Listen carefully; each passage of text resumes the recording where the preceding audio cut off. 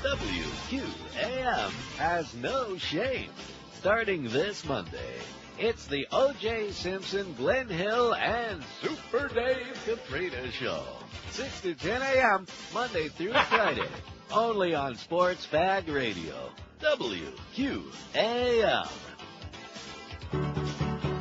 Get a towel for Michael Powell. The sight of Janet's teeth makes him howl. So indignant is he that now the FCC will save us all from nudity on the TV. Oh! If it was not for his daddy, he would not be there. So now he has to care about what's on the air. Keep it in the Stone Age, put your burqa on today, and watch TV the Saudi Pax American way. Get a towel for Michael Powell. Yes. The sight of Janet's teeth makes him howl. Justifying his position that he got through nepotism. What a spoiled, incompetent squirt. Absolutely. It's 10:01 at 560 WQAM. I noticed Joe Rose sounded like he had a little scratch. Did you hear that? Yeah. He sounded like a little horse. A pony? And I got like a little scratch again. I just got over this other thing, and now I'm getting like a little scratch again. Maybe it's just going around. Maybe you're just choked up over all these current events, like Dave. Or on the other hand, it could be anthrax. You never know. Could be. Right. Mm-hmm. Damn good thing I don't get any mail here. Anyway, horrible story. This boy was killed in school at Southwood Middle School in Palmetto Bay. A quiet 14-year-old honor student was killed in a bathroom at his Palmetto Bay Middle School yesterday morning. His throat apparently cut by a classmate in a shocking attack that paralyzed hundreds of families and terrified parents across Dade County. Jamie Rodrigo Goff was found bleeding to death in a second-floor restroom at Southwood Middle School around 8:30 yesterday morning by another student who saw a pool of blood and a pair of legs sticking out from a stall. He ran to get help, but paramedics were unable to save Jamie. Within hours, police focused on a fellow 8th grader who was identified as 14-year-old Michael Hernandez. He was charged late last night with first-degree murder. Such a serious charge indicates police believe the killing may have been planned. First-degree murder. Investigators found a cut against him believed to be the murder weapon. Horrible story. Interesting thing is that it says if there's ever been a homicide in Dade, this is in the Herald, in a Dade public school, even longtime veterans can't recall it. School board member Solomon Stinson has worked for the district since 1960 and said he can't remember a single precedent. But, of course, nobody's going to be talking about that very much today except the people involved, because between the Janet and Justin flap, the loose flap, oh, there he goes again, yanking it off, and the Danny boy, I mean, what's first on the agenda, really? I mean, what do we do? What do we do? Right. What are we going to do? Speaking of hand-wringing. Yeah. And being overwrought. Right. Well, guess what? I don't care how many Dago, Guinea, Wop, Greaseball, Goombas come out of the woodwork. Yeah, that's what we have to say to you, Danny boy, okay? You turncoat. This you is going idiot. to turn You everything clown. around. Yeah, he turned it around. Yeah, we did. He turned around and farted right in Wayne's face. This'll teach you, Baldy. I guess that's not much gratitude for Wayne selling him all that cheap stock at the beginning, him and Shula. Yeah. Way back when Republic first came out and they got to buy. Right. It's not called insider trading, but it's the next worst thing. In fact, maybe they can be sitting right there holding Martha Stewart's gland. Right. Because I'm sure she's got a big one. Tip. They got a what? He got Be a tip careful off. what you say now. Right. Be very careful. Articulate very carefully. If you say tip, make sure you pop your P's. If you say teat, that's another story. Marino resigned. I saw this story. I was sitting on the throne this morning reading my National Post, and there in the sports section, buried in the bottom right-hand corner, was just a little bit of blurb, because let's face it, nobody here really cares about this. Thank God for that. They care a lot more about the fact that the Leafs lost to a girls' team, the Blackhawks, 4-1 last night, but that's okay. Oh, you should have seen the local news last night. Oh, I can't even begin to imagine that. See, this is what Danny boy, he knows how to do it. If there was anybody who could upstage Janet and Justin and that flap, then Danny's the boy. Dan Marino's tenure as a Dolphins top football executive ended before it really started, says the Sun Sentinel. I mean, the whole idea was just another publicity stunt to try to pacify the angry fans. Everybody knew that. Maybe Danny finally caught on, or maybe he finally got smart for once in his life and realized that he's got that cush job on TV. He's got those 2 gigs going for over $2 million a year. He can sit back, have all the rest of the time to diddle around with his family and diddle around with anybody else he wants, eat lots of pasta, and just enjoy life. as opposed to being the next scapegoat for Wayne. And all of the assholes calling on this radio station, oh, well, there's no question about it. He's going to be the new owner, maybe only a couple of years, 5 years down the line. Danny figures to be the next owner. Right. God, how can there be so many stupid people in one place, Jesus K. Christ. Anyway, Marino, who accepted a job as senior vice president of football operations 3 weeks ago and was scheduled to begin next week, surprised team owner H. Wayne Huizenga yesterday by telling him he would not rejoin the organization he led his quarterback for 17 seasons. Oh, my God. He surprised the Waynmeister, which we say, excellent job. Nice going, Danny boy. If it pissed off Wayne, we're pretty excited about Wayne it.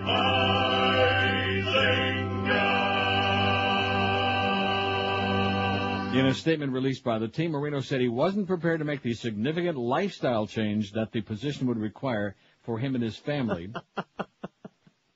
In other words, he couldn't afford the pay cut. Oh, that kind of lifestyle change. Which includes 6 children, so he backed out, creating an embarrassing situation for the Dolphins. An embarrassing. All right. Not bad enough that the Patriots just won that thrilling game. There was a game Sunday, Not enough that the Patriots won their second Super Bowl in 3 seasons, which really pisses off Dolphin fans, but now the fact that they thought they had their savior was back, that was going to wave his magic wand and make that change in his lifestyle. Maybe he's going to shower with Tom Brady. Anyway, for the Dolphins, whose decision to hire Marino was met with skepticism anyway by the media, the NFL, and many fans, including yours truly, because let's face it, you don't have to be a rocket scientist to see through that thick pain-in-the-ass glass. I mean, Jesus. I can't worry about perception at the stage of this game, Huizenga said. All we've got to do is put our best foot forward and see what happens. Don't trip now. Oh, man, he is one surly sumbitch, I'll tell you that Wayne.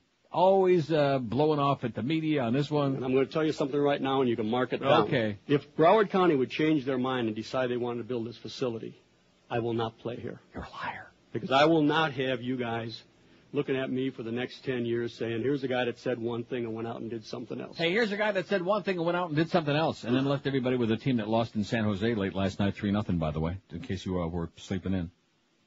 Wayne says, I've got all the confidence in the world in the guys that are here, and we're going to be fine. Oh, we're fine. That's what Wayne said. Anybody buying it? No. Don't have a quarterback.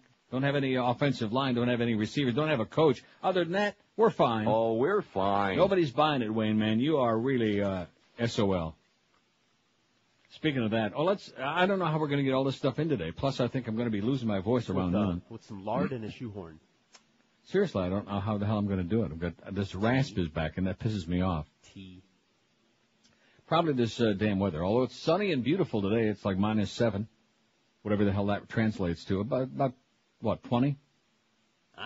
18, something like that. I don't have that scale here anymore. Anyway, 2,215 votes on the poll yesterday. Now, I got the story about Lycos. Yes. And the fact that this thing with this flap has generated more response than anything in history on the Internet. I mean, people are just falling all over each other to see Janet Jackson's titty, okay? So all of this feigned outrage by the NFL and by CBS and by MTV and by Paul Tagliabue and everybody else involved, give us a rest, okay? Give us a break. Because it's the most talked about thing, which proves beyond a shadow of a doubt that what I've been saying for years is true. America is so desperate, so repressed, so sexually constipated, almost as much as the Brits, which I got a great story on that in a minute. They want to see something. Please, please, let us see a little nipple of something, anything. Just a little one. And, of course, we got the nipple Nazis. No chance. Michael Powell, he's putting the thick thumb of the FCC down on it.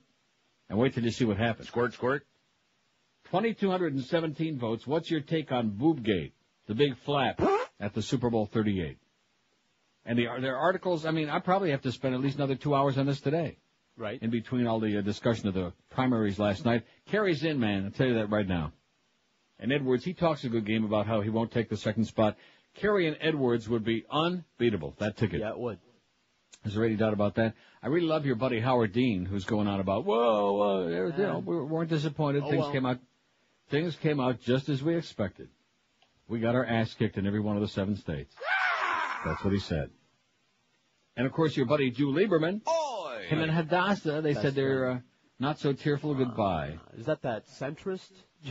Yeah, that centrist Jew Lieberman, that centrist Orthodox Farbissen 2,217 votes. What's your take on Boobgate? Grow up, America, you boobs. 1,158 of you said that. 52.2%. I mean, we're getting response on this website. If we actually had that many people listening, we'd have about an 80 share right now. It's just phenomenal. We don't, but we wish we did. It was totally contrived. I loved it, 328. I loved it. When can I see more? 321. Just go to neilrogers.com and you'll see lots more, including the new Democratic slogan. Read my lips. No more Bush. It was totally contrived. I hated it, 219. 9.8% of this audience, maricones, obviously. Maricones, bugarones. It was shameful. The FCC should stick it to them, 130, 5.8%. Stick it to him, Michael Powell. Stick it. I would say to Michael Powell, just stick it. You know what I'm saying, Mike? Right, that's my message to you and the FCC. You prudish. What was the line in that article yesterday? Overwrought prude. And I got it right here. Yeah. The overwrought prude, says the National Post about Michael Powell. An overwrought prude. And they are absolutely correct, sir. I think it really was an accident. 31 silly people said that. They couldn't really believe it. It was, yeah, it just flipped out. You know? And I haven't seen it. You know how many said that? About 30, man. 30 still haven't seen it, 1.3%. I guarantee you by the time that we're reading this poll result now, they've seen it. How can they say that? It's on the same website that they go to vote on. It's on every website. It's on it's on every TV channel. It's on your pop-up toaster. If you look at your watch, there it is. Sticking right out, protruding. Grab it. You can wind it like the stem on your watch. I'm twisting it now. I'll bet you are. Drew Lieberman drops out. Clark ekes out a win in Oklahoma by just less than 2,000 votes against Edwards. And Kerry came a strong third there in Oklahoma. How many Jews are there in Oklahoma? About 30, man. How many black people? About 30, man. Although, I don't know. Are there black folks in Oklahoma? I guess we could tell by the... I'll ask an Oklahoman when I meet one. No, seriously. Here's Oklahoma. Sharpton got 3,938 votes. Now, no white people voted for Al, maybe one or two. So there's a few thousand scattered around on the old ranch. 12 minutes after 10 at 560 WQM. We got a heavy duty schedule. Got a good poll again today. How many choices on there? 2, 4, 6, 8, 10. God. A lot of pressure, so you better be eating your Wheaties, okay? Better be ready for it. Speaking of that, last time you looked at it, maybe you decided that it is just too small. It doesn't impress women. It definitely doesn't last as long as it used to.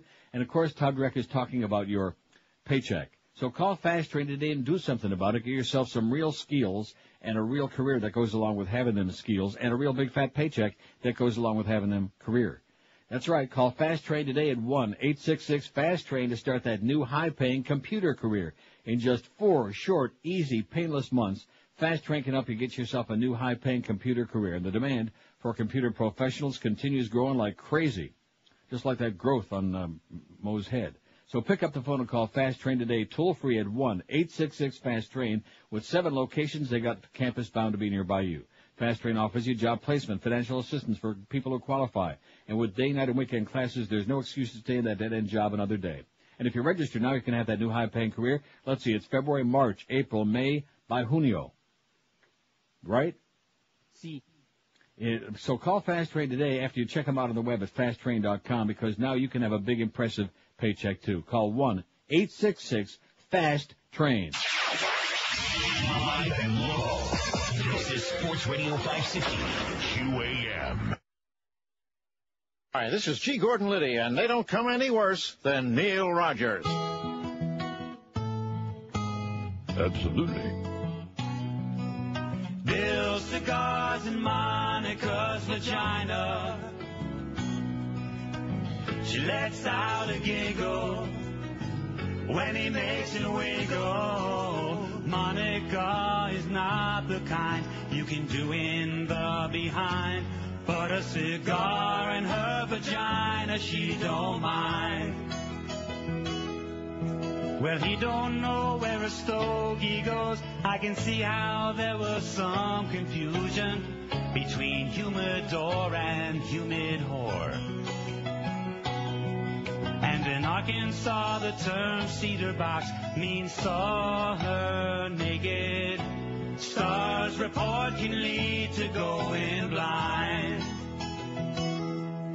Now Clinton, he was working hard, late nights in the ovary office, working on a practical joke. He took a Macanudo, put an exploding, loading. Poor Monica was blowing rings of smoke. Bill cigars in Monica's vagina. She lets out a giggle every time he makes it wiggle. Monica is not the kind you can do in the behind, but a cigar in her vagina she don't mind. Oh, people feel that Hillary's been made a fool of by her husband. Feel that Hillary was wronged. Up in the Lincoln bedroom, she was moaning, moaning. Al Gore was doing her with Bill's old bong. Rectum. Bill's cigars in Monica's vagina. She lets out a giggle every friggin' time he makes it wiggle. Monica is not the kind you can do in the behind, but a cigar in her vagina she don't mind. Oh, Candy is dandy, yeah, Dutch Master is faster. Oh, yeah, what you gotta do is take a Tiparillo and put it in a Brillo. Yeah, yeah, yeah, yeah. Oh, now a cigar in her vagina, yeah. 10:20, what to lead into our poll for today. Which of these do you think was the most obscene or outrageous? Clinton-Monica sex scandal, a.k.a. Penisgate. Justin-Janet Super Bowl flap. G.W. Bush sends thousands of U.S. troops to war based on lies. G.W. Bush steals the 2000 presidential election. Enron rips off investors for millions. Michael Jackson molests cancer-stricken kid, alleged. Robert Blake kills Bonnie Lee, alleged. Now he says that Christian Brando done it. And if that doesn't work, he says, how about the dog? The dog done it? Martha Stewart insider trading, alleged. WQM fires Scott Farrell, or WQM hires Mo Howard David. A pretty good list there of 10, which is the most obscene or outrageous. Where is that thing? Is that in here under Clinton? I don't know. Where he says... Outrageous. Yeah, that's outrageous. Outrageous. One more time. Outrageous. Outrageous. Oh, there's a pig report here. Sample Road in 441. Radar and unmarked cars use caution. Thank you very much, whoever faxed that in. Of course, by now, there's probably a whole bunch of cars pulled off About 30, man. to the side of the road. Well, we're sorry. We tried our best. So the Brits, not to be outdone by us, they're acting up. 28 years ago, a four-letter... This is from the Guardian. 28 years ago, a four-letter outburst from Sex Pistol John Lydon on primetime TV was enough to cause a national scandal in Britain. But last night, he called an audience of up to 12 million people fuking "see you next times." You can't say either word, so that's just, we have to play this little game, you know? It's the F word and the C word. Fuking "see you next times," and merited only 73 complaints. How do you like that? The singer's outburst came during ITV's smash hit "I'm a Celebrity, Get Me Out of Here's" live eviction program, where Lydon was told by presenters Ant and Dec that he hadn't been voted off the show by the viewing public. Oh, fuking "see you next times," he claimed, adding that he had hoped to be voted off so he could go trucking in the country. That's trucking. ITV today apologized for Lydon's outburst and said it was looking into ways of delaying the broadcast of the daily live eviction show to edit out any offensive language. Art and Dec rushed to say sorry, albeit in their trademark ironic style. Ant and Dec, I'm sorry. Ant saying, "Oh, come on, John," and Dec adding, "We have to apologize. We're incredibly sorry about that, but it is a live show." ITV's been hostage to fortune ever since it decided that the final section of the show in which the celebrities team learn who's going to be evicted goes out live. The rest of the show in a continuous coverage on ITV2 is recorded or goes out with a 15-minute libel delay. And, of course, not to be outdone by the Brits, CBS is going to put in a delay. That's how we're going to handle it. That's how we're going to solve the problem. And, of course, it's obvious by the fact that they're putting the delay on there and they're not booting them off the Grammy telecast.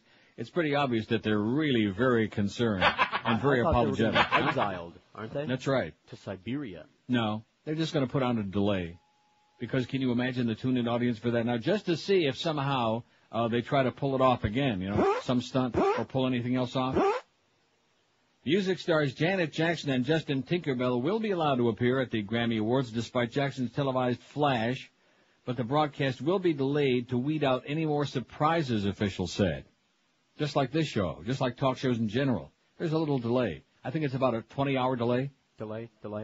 Jackson, whose breast was bared when Tinkerbell ripped off her bodice in front of almost 100 million TV viewers at Sunday's football Super Bowl, causing a national scandal, will present an award at next Sunday's Grammys while Tinkerbell will perform. Both these artists will appear at the Grammys on Sunday as scheduled. Ron Roker of the Recording Academy, which organizes music's highest award, told AFP. But CBS Television has now told us they will add an enhanced delay to the telecast, he said. The boosted time delay will give the CBS TV network, which also broadcasts the Super Bowl, time to delete both inappropriate audio and video footage from the broadcast, CBS said. The new procedures to be put in place to safeguard against any unexpected or inappropriate content being broadcast during the awards ceremony because we're peeing in our pants. Now, how come all those phones are ringing like that? WQM, hello. Yes, how about adding to the poll about most outrageous Rush Limbaugh's drug use? Good one. Thank you. That is an excellent choice. Well, we can do it. Okay, just thought I'd pass it along. I thought it was a good choice and figured I'd think about it and pass it along to you. It's a fabulous choice, and thank you so much. And by the way, Wilma says the shipment will be in at noon. Wilma! Thanks, Pally. Bye-bye. Yeah, how about that? Let's put that on there. Rush drug, how do we want to word it? Rush Limbaugh's a junkie. Yeah, that's good. Rush Limbaugh turns out to be a junkie. Or how about finger-pointing Rush Limbaugh turns out to be a junkie, yeah. Fat, hypocritical, finger-pointing Nazi Rush Limbaugh. We could also put on there, as long as we're adding, I didn't want to, put a burden on Eric because I don't want to, he's done such a fabulous job these last couple of days since we're being inundated with billions of hits. It's amazing.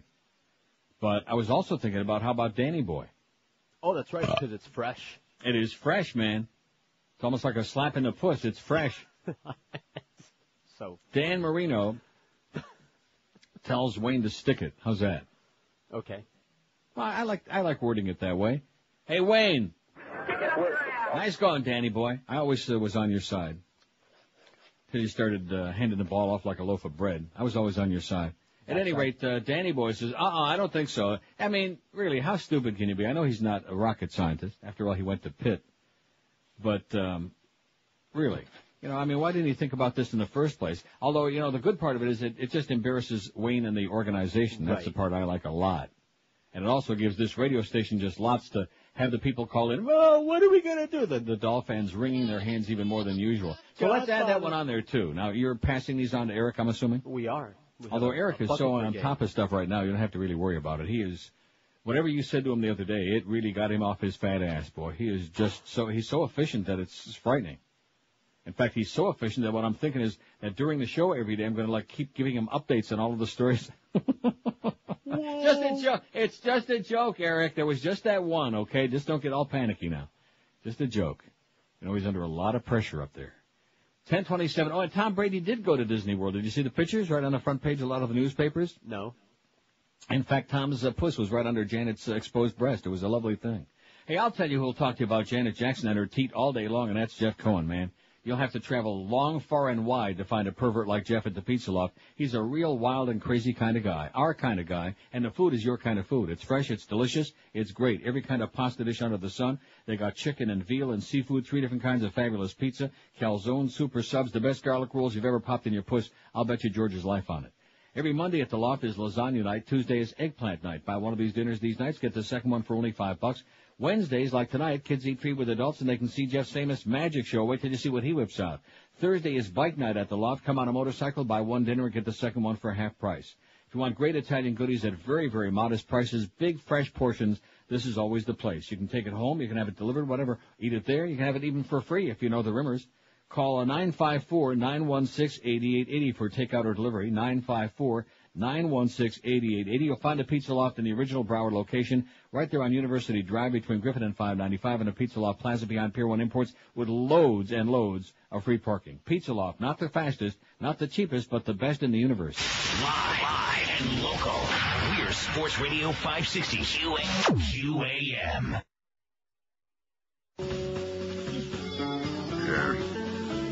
Look to us, one pill makes you drowsy, my friend, and it also makes you high. Yet the ones my housemaid gave me, they made me itchy all the time. Go ask Wilma. Yeah, she'll keep you well supplied. Downing them goofballs, hillbilly heroin, bring me to a higher astral plane. I can have a groove drug and not get busted, thanks to my friends in a higher moral place. Go ask Wilma. She'll get you some horse and a handful of goofballs. I'm back, my supplicants, and ready to build those ovens to burn you and other dissenters, friends. Let's extract the gold out of their teeth and donate the proceeds to the RNC as a show of blind support for our glorious leader. And go ask Wilma. She'll get you through your show by putting logic out of proportion to justify your seething hate out my ass. I'm talking backwards, my diddlehead friends. Oh, damn, нас look me fuck up. Yeah. Remember what Rush Limbaugh said.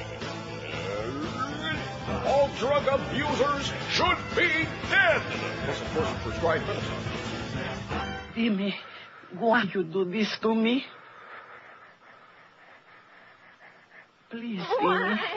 I'm afraid. 10:34, 26 till 11. We got the Mad Dog at 2. The Hopper is in the studio. Bring a gas mask, Hank. You're going to have to work in that studio. I'm still getting over this crap from being there. Hank will be in there 4 to 7 with Ira Winderman 4 to 5. Hurricane warm-up at 7. 7:30, you got, I don't understand this. We're carrying the Hurricanes warm-up on QAM at 7, but then at 7:30, you got the Hurricanes against Rutgers as Scarlet Knights, which goes on till 8:30. Then we switch the game over to Waxy 790, one of our little underling stations, because at 8:30 to 9 we got Panther preview on QAM. 9 to midnight, it's the Panthers at the Phoenix Coyotes. There are probably about a few people to see that. About 30, man. They got a brand new arena. They're not drawing flies out there. Nice going, Gretzky. And Eddie K after the game, Joe and Mark overnight. Have you followed all that? Huh? You write it down on your wrist? What? Now, this fax you just sent me, this is special. They've been misspelled their own name, I think. Well, there isn't any name, and I don't blame them. It says, Neil, I'm tired of everyone making such a big deal of this Janet Jackson thing. And KNOW, now one has mentioned the performance of Beyonce Knowles, who's a hell of a lot hotter than Janet Jackson will ever be, by the way. Even I know that. But beside that, and can also sing, but beside that. Yeah. It says, doesn't the NFL promote the team's cheerleaders? Don't confuse us with the facts, okay? Don't start with that Debbie Does Dallas crap again. I mentioned that the other day, and everybody, oh, don't say that. No, of course not. The NFL is upstanding and very pure, man. They're like ivory soap. Right, clean and pristine. Wait till you hear this story. You'll love this. Just in from the Sunset. This is, talk about just in. Hey, Justin, yank it again, man. He makes me nauseous. Yeah. Isn't it amazing that the whole world, or at least all of America, is talking about two of the least talented people on the face of the globe? That's the only way they can get the publicity. Justin, we've been trying to tell you for years now. Bye. Don't go away angry. Just go away. Just go away. Bye. Two of the same men who tried to sail a converted truck to the U.S. last year were aboard a floating vintage car caught chugging its way across the Florida Straits toward the Keys from Cuba, relatives said. This is just the best. If you don't succeed the first time. Marcial Basanta Lopez and Luis Gras Rodriguez, who were brought back to Cuba after they failed to reach Florida and they converted 51 Chevy pickup in July, were allegedly at the helm of the newest vehicle boat conversion. You gotta hand it to them, man. They're creative.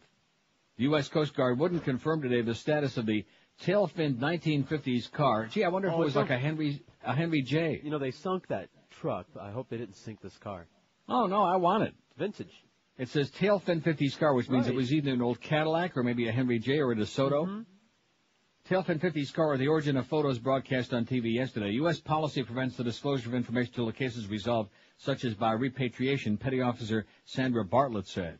Relatives told Basanta's cousin, Kiriat Lopez, who lives in Lake Worth, that they knew the men were planning a second escape attempt. My cousin isn't crazy. He wants to be free, Lopez said. That's how crazy he is. Whatever that means. Or maybe what he meant is he wants to live here. That's how crazy he is. In the Havana neighborhood of San Miguel de Padron, Grass's sister said she was awaiting news. They are very brave, Valentina Grass said. When you're so sure of what you have to do, you cannot be afraid. That's what she said. I know what you're thinking. Be afraid. Be very afraid. Right. See, I beat you to it for once. For once in my life. Nice going, Neil. The old man did it. In the previous attempt, the truck boat was kept afloat by empty 55-gallon drums attached to the bottom as pontoons. A propeller attached to the drive shaft was pushing it along at 8 miles an hour. On the craft were 9 men, 2 women, 1 small child, a partridge in a pear tree, and 1 of each variety of mammal on the face of the globe. The truck was sunk by the Coast Guard as hazardous to ocean navigation. After being returned to Cuba, several of the people on board applied for political asylum, but all but Gross's were rejected. Gross's application was still being processed, but he had become frustrated with the wait, Lopez said.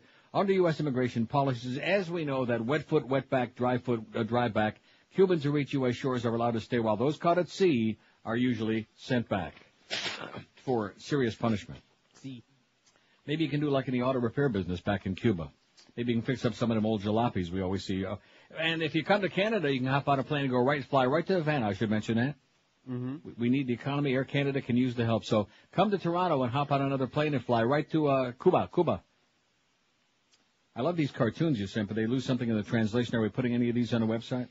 Oh, no, Adam printed them up, so it's not like they were emailed to us. I guess one could research where they came from. It's kind of cute. This is the one in Punxsutawney where they're from the Orlando Sentinel's cartoon. There are all these silly people with the high hats. The groundhog saw Janet Jackson's breast 6 more weeks of winter. That's cute. And the groundhog's got kind of like a befuddled look on its face. Well, I guess the groundhog has anyway. What are you pulling me out of this thing for? Then another one. Which boob should be investigated? It's got 2 drawings here. This is what's this from? From the L.A. Weekly.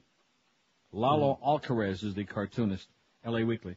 It's which boob should be investigated. Got a picture of Janet Jackson with an arrow pointing to her exposed breast, and then on the right, and it's got a caricature of G.W. Which boob should be investigated? I think it goes without saying, if you ask me. Now, just one more note on that delay on the Grammys. The length of the delay increased from the usual 5 seconds is yet to be determined. I think about a 10-hour delay would be safe.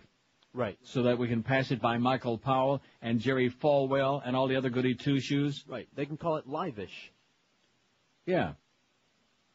The move by CBS came after the powerful FCC on Monday launched an inquiry into the Nipplegate scandal that stunned American audiences. Man, their growth is stunted, and they are stunned by just a little teeny tiny bit of flesh. I got the lowdown and the blowdown on that thing she had on. And yes. You were wrong, and so was everybody else. I got it right here in the Toronto Star. What they said. Huh? I know exactly what it is. I see it quite clearly. What do you call it? It's a piercing. It's an elaborate piercing. It's a brooch, like they said. Metal disc. Metal disc. Okay. It's a metal disc. It's circular. And I got all the blowdown on it here in a minute, from the Toronto Star, no less. They're going to be selling these like hotcake, like halava in Jerusalem is what it says. That's what it says here. Going to be selling like paella in Mexico City. 20 to 11 at 560 WQM. How many? Let's take a look at the poll before we do the break. Let's take a quick peek, see if anything's going on. Which of these do you think was the most obscene or outrageous? 184 votes. See, things are coming down a little bit. G.W. Bush sends thousands of U.S. troops to war based on lies, 77. G.W. Bush steals the 2000 presidential election, 56, as in Q, 56. I can't believe that Mo is competing on this. WQM hires Mo Howard David at 19.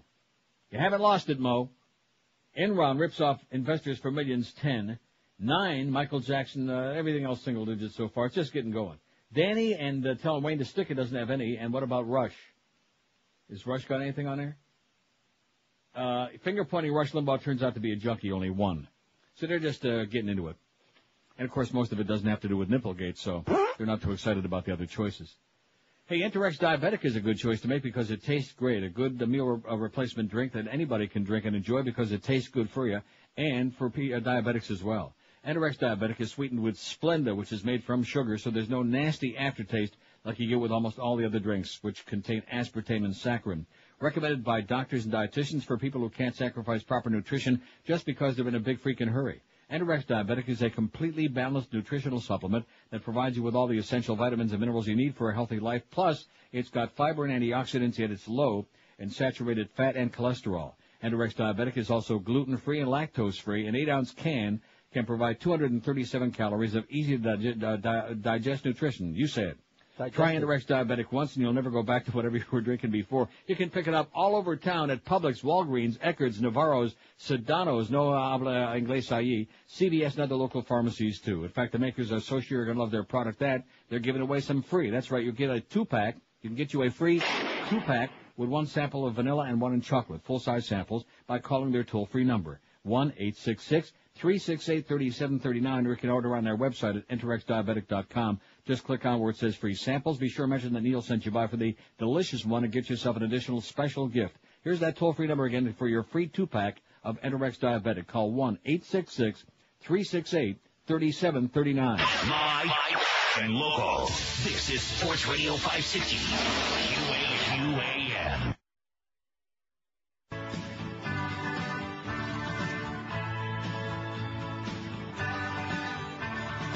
Anytime they see that we're lacking in the polls, they throw out a headline that will lead you by the nose. Who say, they said, is the one to get. Now they have only one big dictator left. Don't worry about Saddam, we got him. Now we're all comfy and safe. You got him. We won't attack us no more. You got him. Praise Bush like Jesus. Who say 9/11 is what they got you to believe?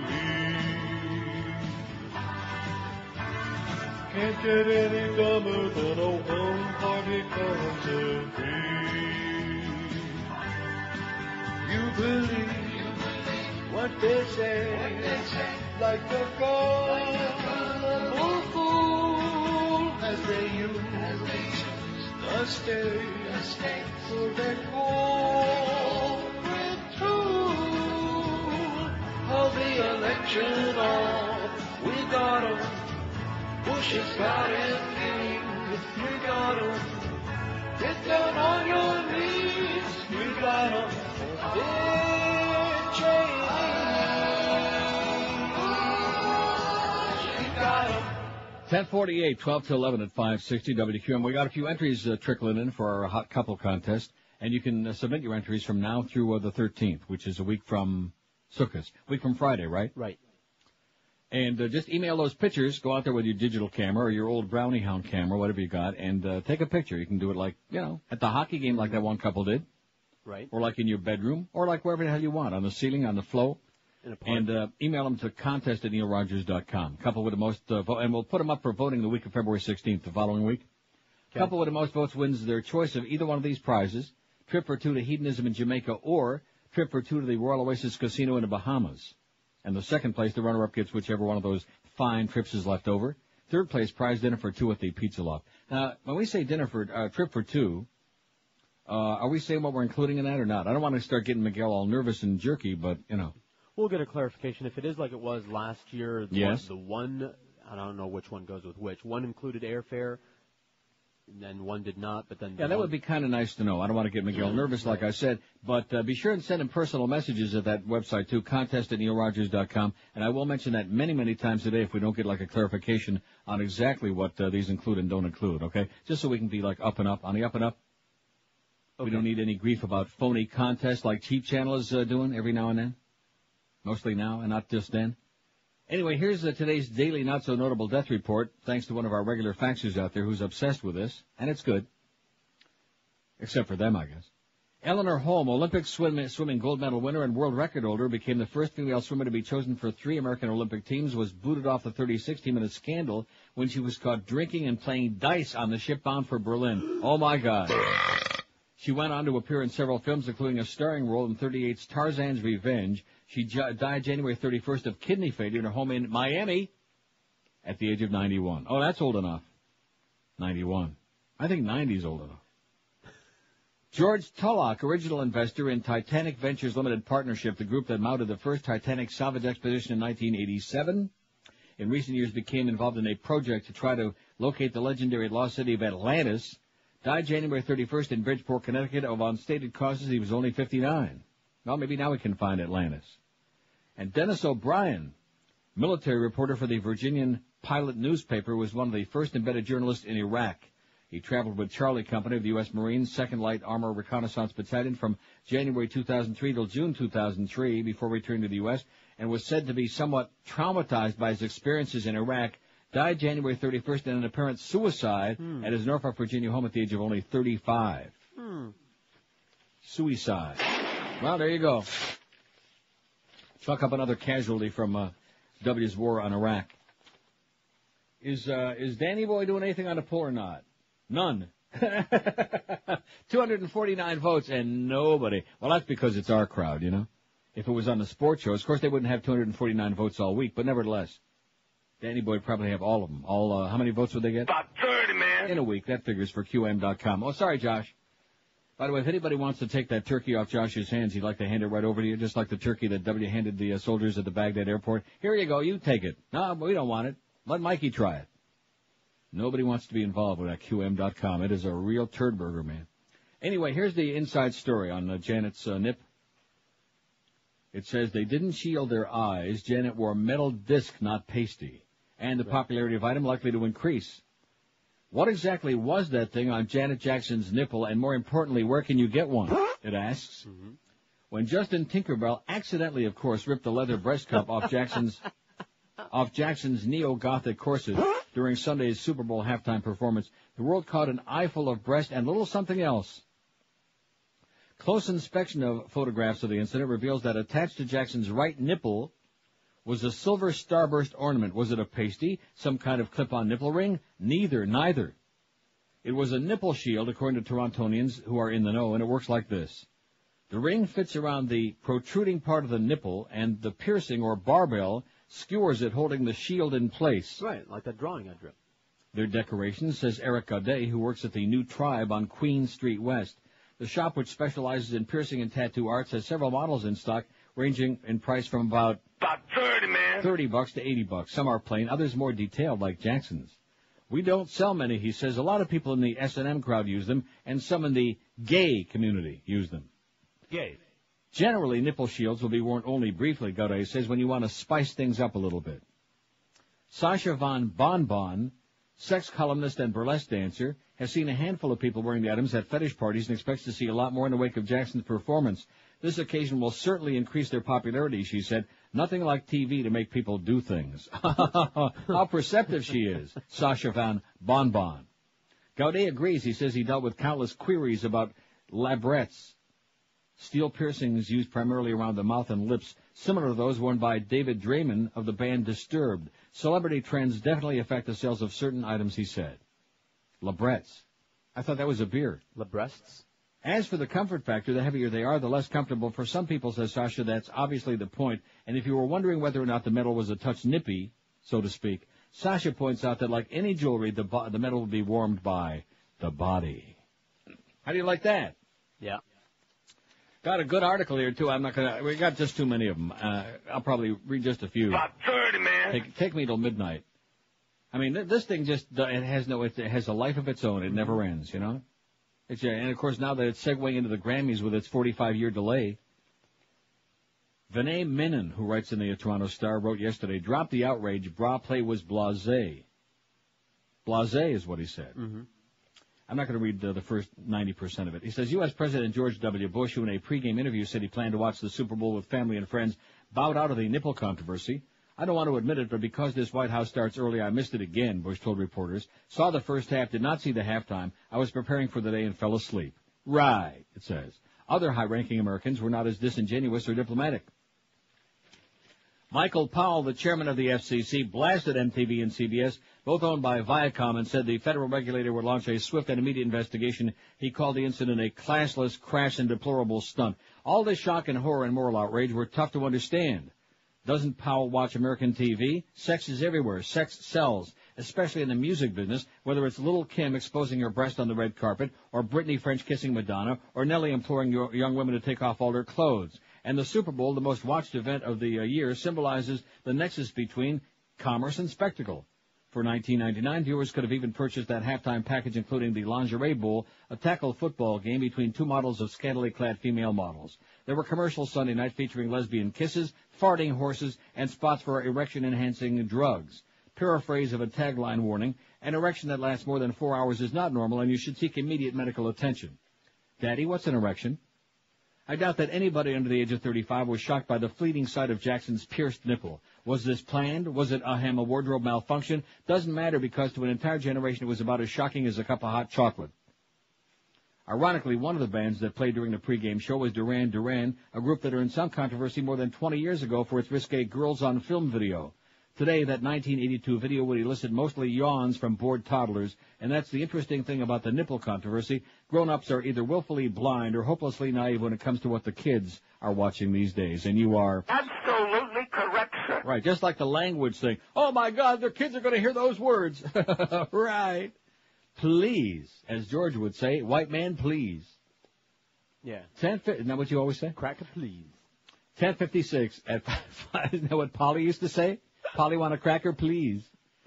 10:56 at 560 WQAM. Let me tell you about your mattress, man. If it's had it, it'll tell you. Your back will feel it in the morning, and you won't be worth a crap all day long.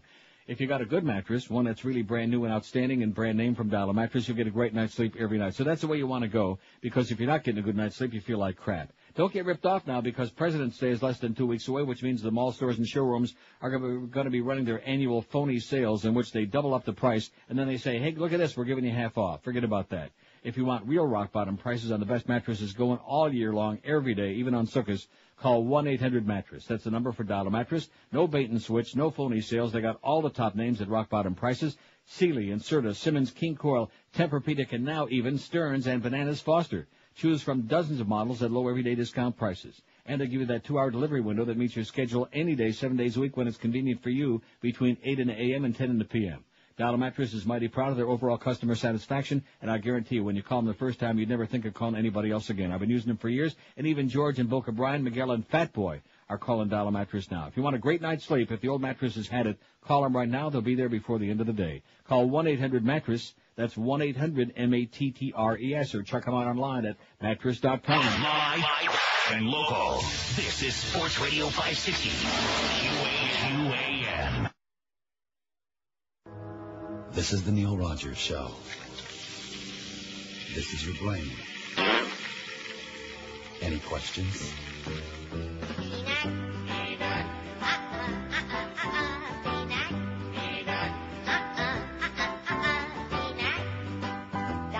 Conquering the world, for con to put the economy of God. Paul Wolfowitz wrote the doctrine, and Billy Crystal too. Once Vandar Bush is through with you. We'll see you in the showers, you self-hating Jew. Peanut, peanut,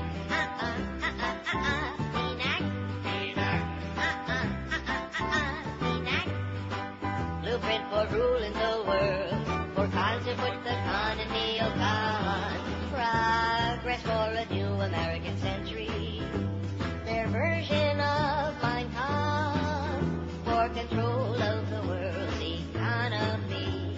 The Saudis' own Citibank is stupid slop. Peanut, peanut,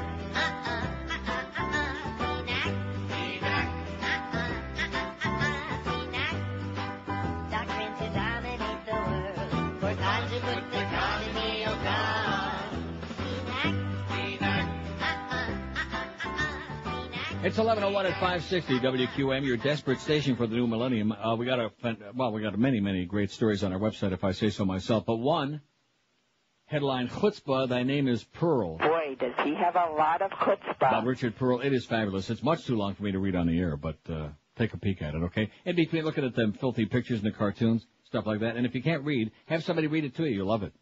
About Richard Pearl. You like this story? Photos lead. I'm stalling, because I got these 80 million Justin and Janet stories, including the record-setting. The internet may collapse under the weight of the tremendous demand for pictures and slow-mo and freeze frame and stories and inside edition and outside innies and outies. It's phenomenal. It's amazing. And like I said before, it goes to show you that America is so... I thought that only the Brits were emotionally constipated. No. Just a matter of degree, and of course keep in mind that they were our forefathers. Just remember the Puritans left Britain because they didn't like it there. Right, exactly. And so that's why they brought it all here. Mm-hmm. Anyway, photos lead to charges in alleged gang rape. It's always a good idea when you have a gang rape to photograph it and take it to 1 hour photo. Right. Well, what would you do? I would take it right down to Walmart. Gang rape is funny. Well, anyway, prosecutors in Salt Lake City, no less, have charged 3 suspected gang members with sexual assault and other counts after pictures taken of alleged gang rape surfaced at a 1 hour photo shop. Gang rape is funny. Get out of here. An employee at the photo shop discovered pictures of several men engaged in sex acts with an apparently unconscious 13-year-old girl. Authorities said the attackers were posing for the camera and flashing gang signs. I wonder what else they were flashing. Investigators said they traced a license plate shown in the photos of a West Valley City residence in Salt Lake City. The owner of that house directed them to another house he owned that was vacant because of remodeling. Investigators recognized that house as the one depicted in the photos. At the scene, they found earrings, later determined to belong to the alleged victim, and vomit. They found puke. They found 2 of the suspects at a different house. They also found gang paraphernalia and a Kodak Advantix camera, the same kind used to take these sexually explicit photos. A Kodak Advantix camera. Anybody buys Kodak, that's the one thing I'll agree with Imus on, Even though I'm from Rochester and I love Eastman Kodak, or at least I did 100 years ago, but forget about it. Obsolete. Obsolete is a compliment, to be honest with you. In fact, that's the first thing that comes to my mind besides Rochester when I think of Eastman Kodak. Obsolete. And that was a long time ago. Before them little slanty-eyed Japs started moving in on their business. Oh, don't say that. Don't be picking on them Fuji people. Lycos 50 Daily Report. Janet makes history. All right. It is shocking, man. It's not just our website. All right. I'd like to think it was just us, but of course we already knew that it wasn't. Anybody's got a website, even like weeklyreader.com. I mean, everybody is just bombarded. Oh, where can we see it again? Oh, Jesus. I hate to break the bad news to you, but it wasn't really her breast. It was a stunt breast. Right. It was a body double. No, don't say that. Don't say that. We'll burst their bubble. Janet Jackson exposing her breast during the Super Bowl halftime show on Sunday night has proved to be the most searched event in the history of the Internet. You don't have to search. Just go on neilrogers.com. Right. I think we got the best photos. We got the close-up. We got Justin just yanking that baby right off of there, ripping it in slow-mo freeze frame. We do, because I searched hundreds of pages to make sure that we got the best, most detailed one. On Monday, Janet Jackson and the halftime show received 60 times as many searches as the Paris Hilton sex tapes, and 80 times, I'm tongue-tied, I can't even say it, 80 times as many searches as Britney Spears. Boy, when you top Britney, man, then you're in heaven. Yeah.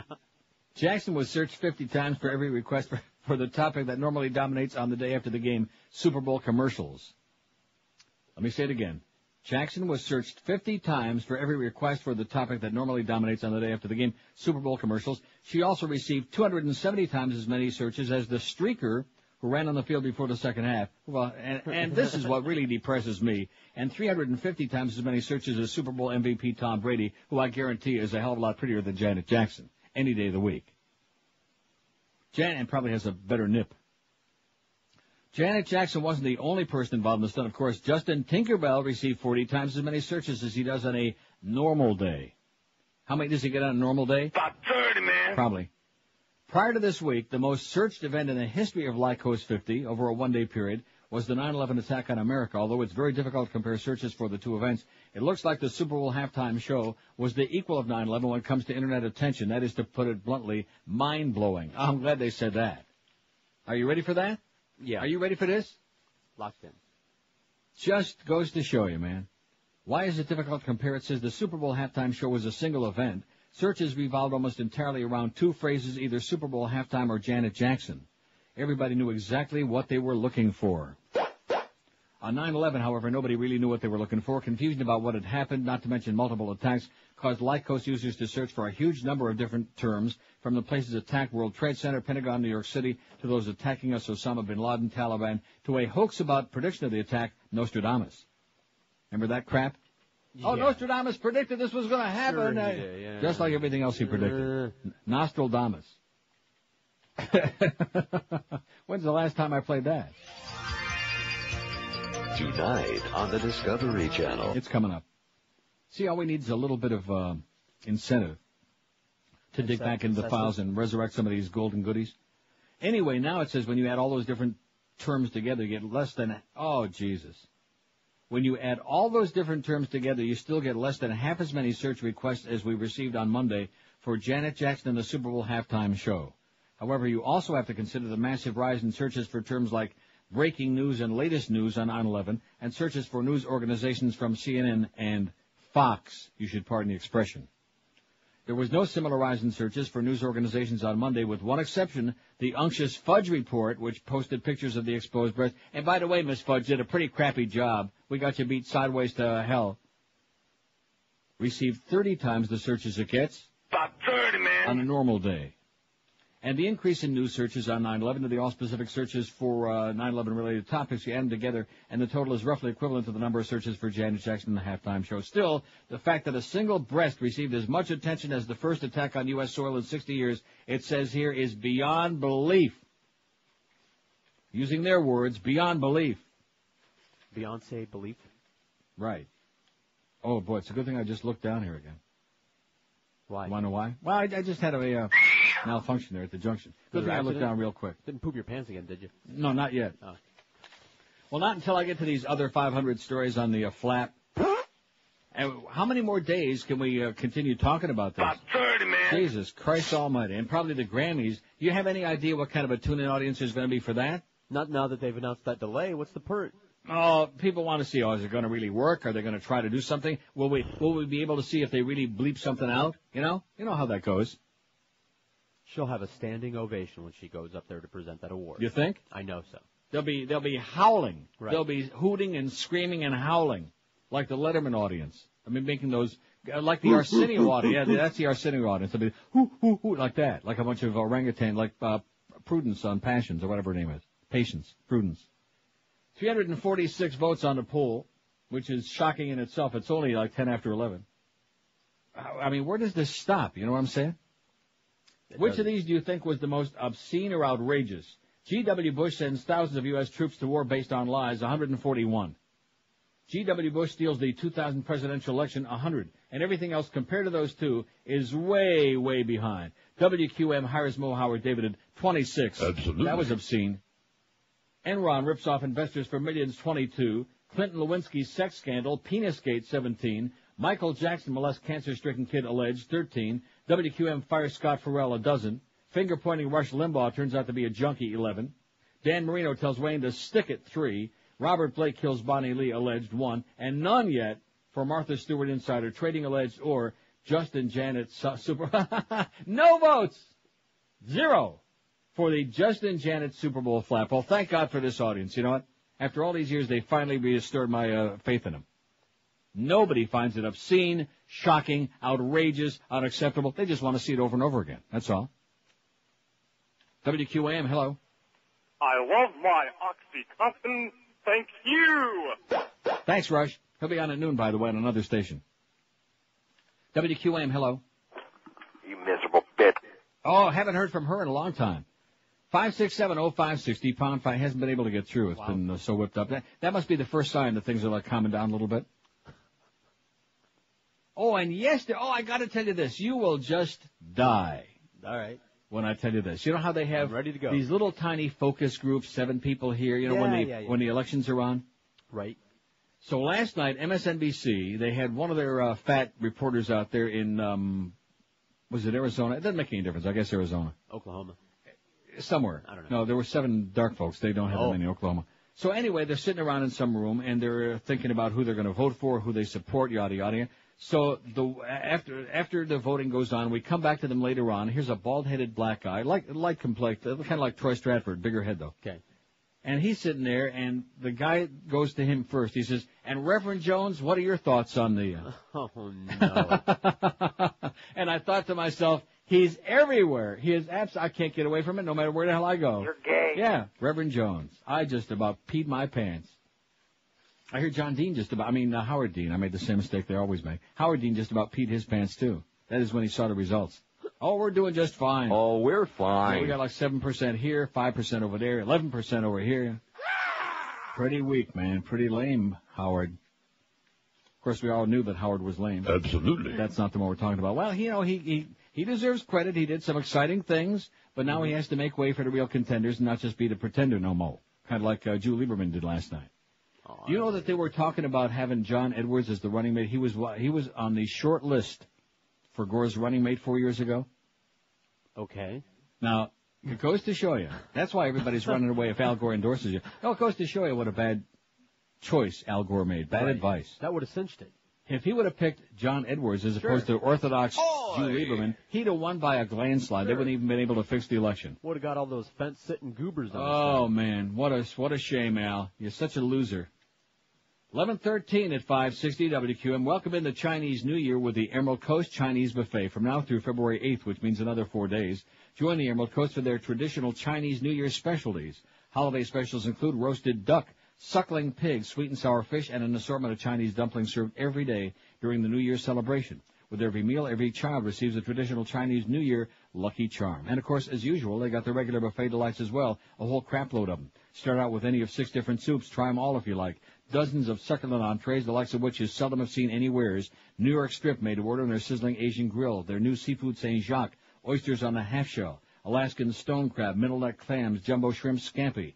They have hand-carved prime rib, their new Thai specialties too, a full salad bar, a new sushi bar, and fresh shrimp cocktail as well. And don't forget, no MSG, no cornstarch, no crap into cooking. They cook everything only with cholesterol-free oil too. And if you have some room left at the end of this incredible pig out, just pace yourself, save room for dessert because the dessert station is worth it. Featuring Belgian waffles, pies, cakes, pastries, ice cream with all your favorite toppings, and fresh fruit as well. 3 locations for the Emerald Coast Chinese Buffet in Sunrise, Pine Island of 44th Street, on Collins Avenue just north of 163rd Street, North Miami Beach, and at the intersection of Flamingo and Pembroke Roads in Pembroke Pines. Take the entire family or book your next business luncheon right now and let the good folks at Emerald Coast cook up a storm for you. Take out and delivery available too. Call 954-572-3822. 954-572-3822. It is an amazing feast at the Emerald Coast Chinese Buffet. Live and local. This is 560. The radio's all yours now. QAM. Tonight on the Discovery Channel, Nostradamus. What did he really say? In the year 1999, 2 great silver-winged mechanical birds will crash into a building. No, 2 buildings. And no one's going to buy this. 2 giant pterodactyls will fly to the great city, plunging into mountains. No. There's no mountains in the city. Well, some could have some, I guess. Wait, here we are. In 1961, it will be the only year that will be read the same way upside down. No. All right, here we go. In the year 2525, if man is still alive... Ow! This pinching... Wish they'd hurry up and invent underwear.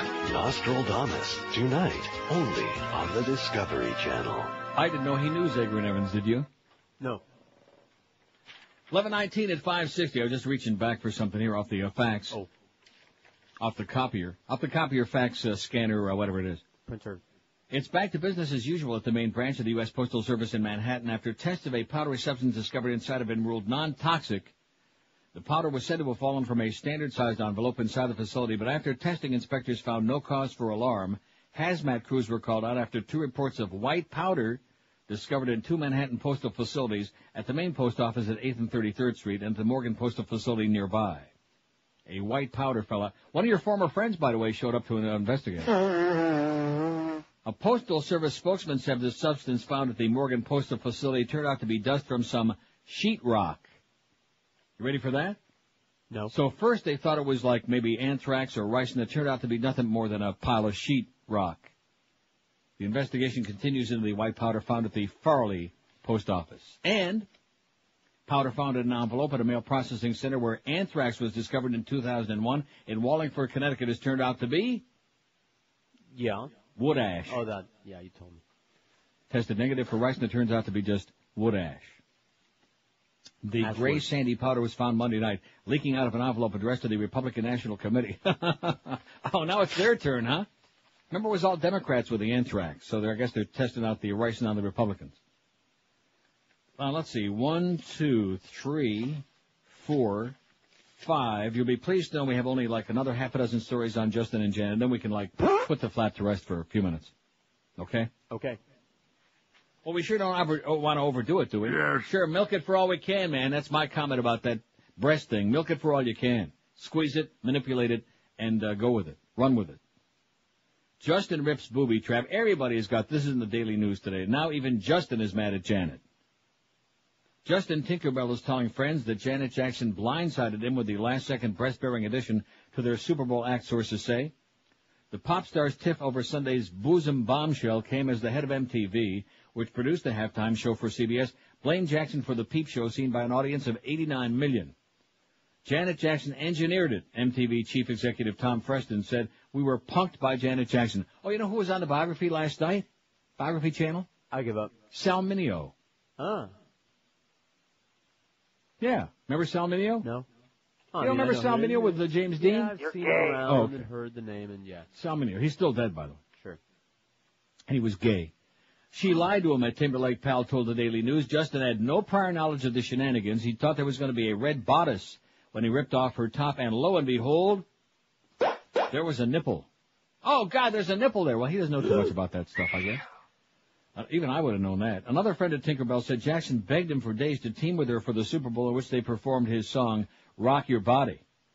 She took advantage of him, the friend said. She's a 37-year-old singer who's using a hot young star to keep her career alive. He's about as hot as the Arctic Circle.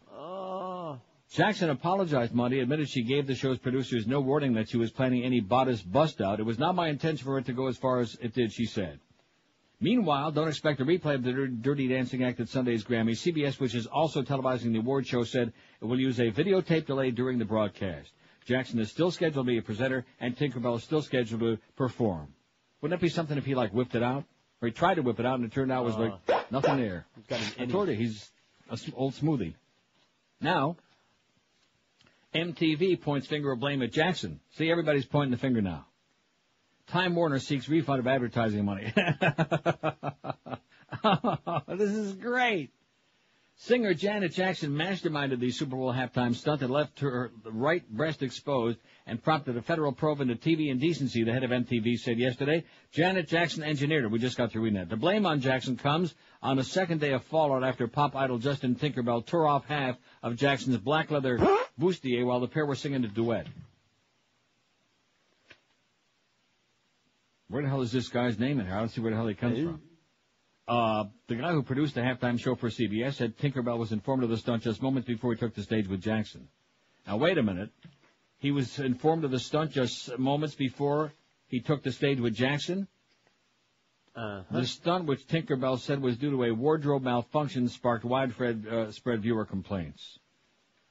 Freston said neither CBS nor the NFL has rescinded or demanded a refund of MTV's production fees, but sources familiar with the situation said the incident could possibly cost CBS and the NFL millions of dollars, millions and millions and millions. In fact, the sources told Reuters that Time Warner Inc. Where is this from? This particular story, it's from Reuters? No, it's from MSNBC. No wonder nobody watches them. It's a piece of crap. I should have just moved on to something credible. In fact, I'm going to go to the other one. After paying for a halftime show and instead getting a peep show, AOL may demand some of its money back. The Super Bowl was supposed to be AOL's chance to shine. The first salvo when its new $200 million advertising came in. And, of course, on this show, we hate AOL like poison.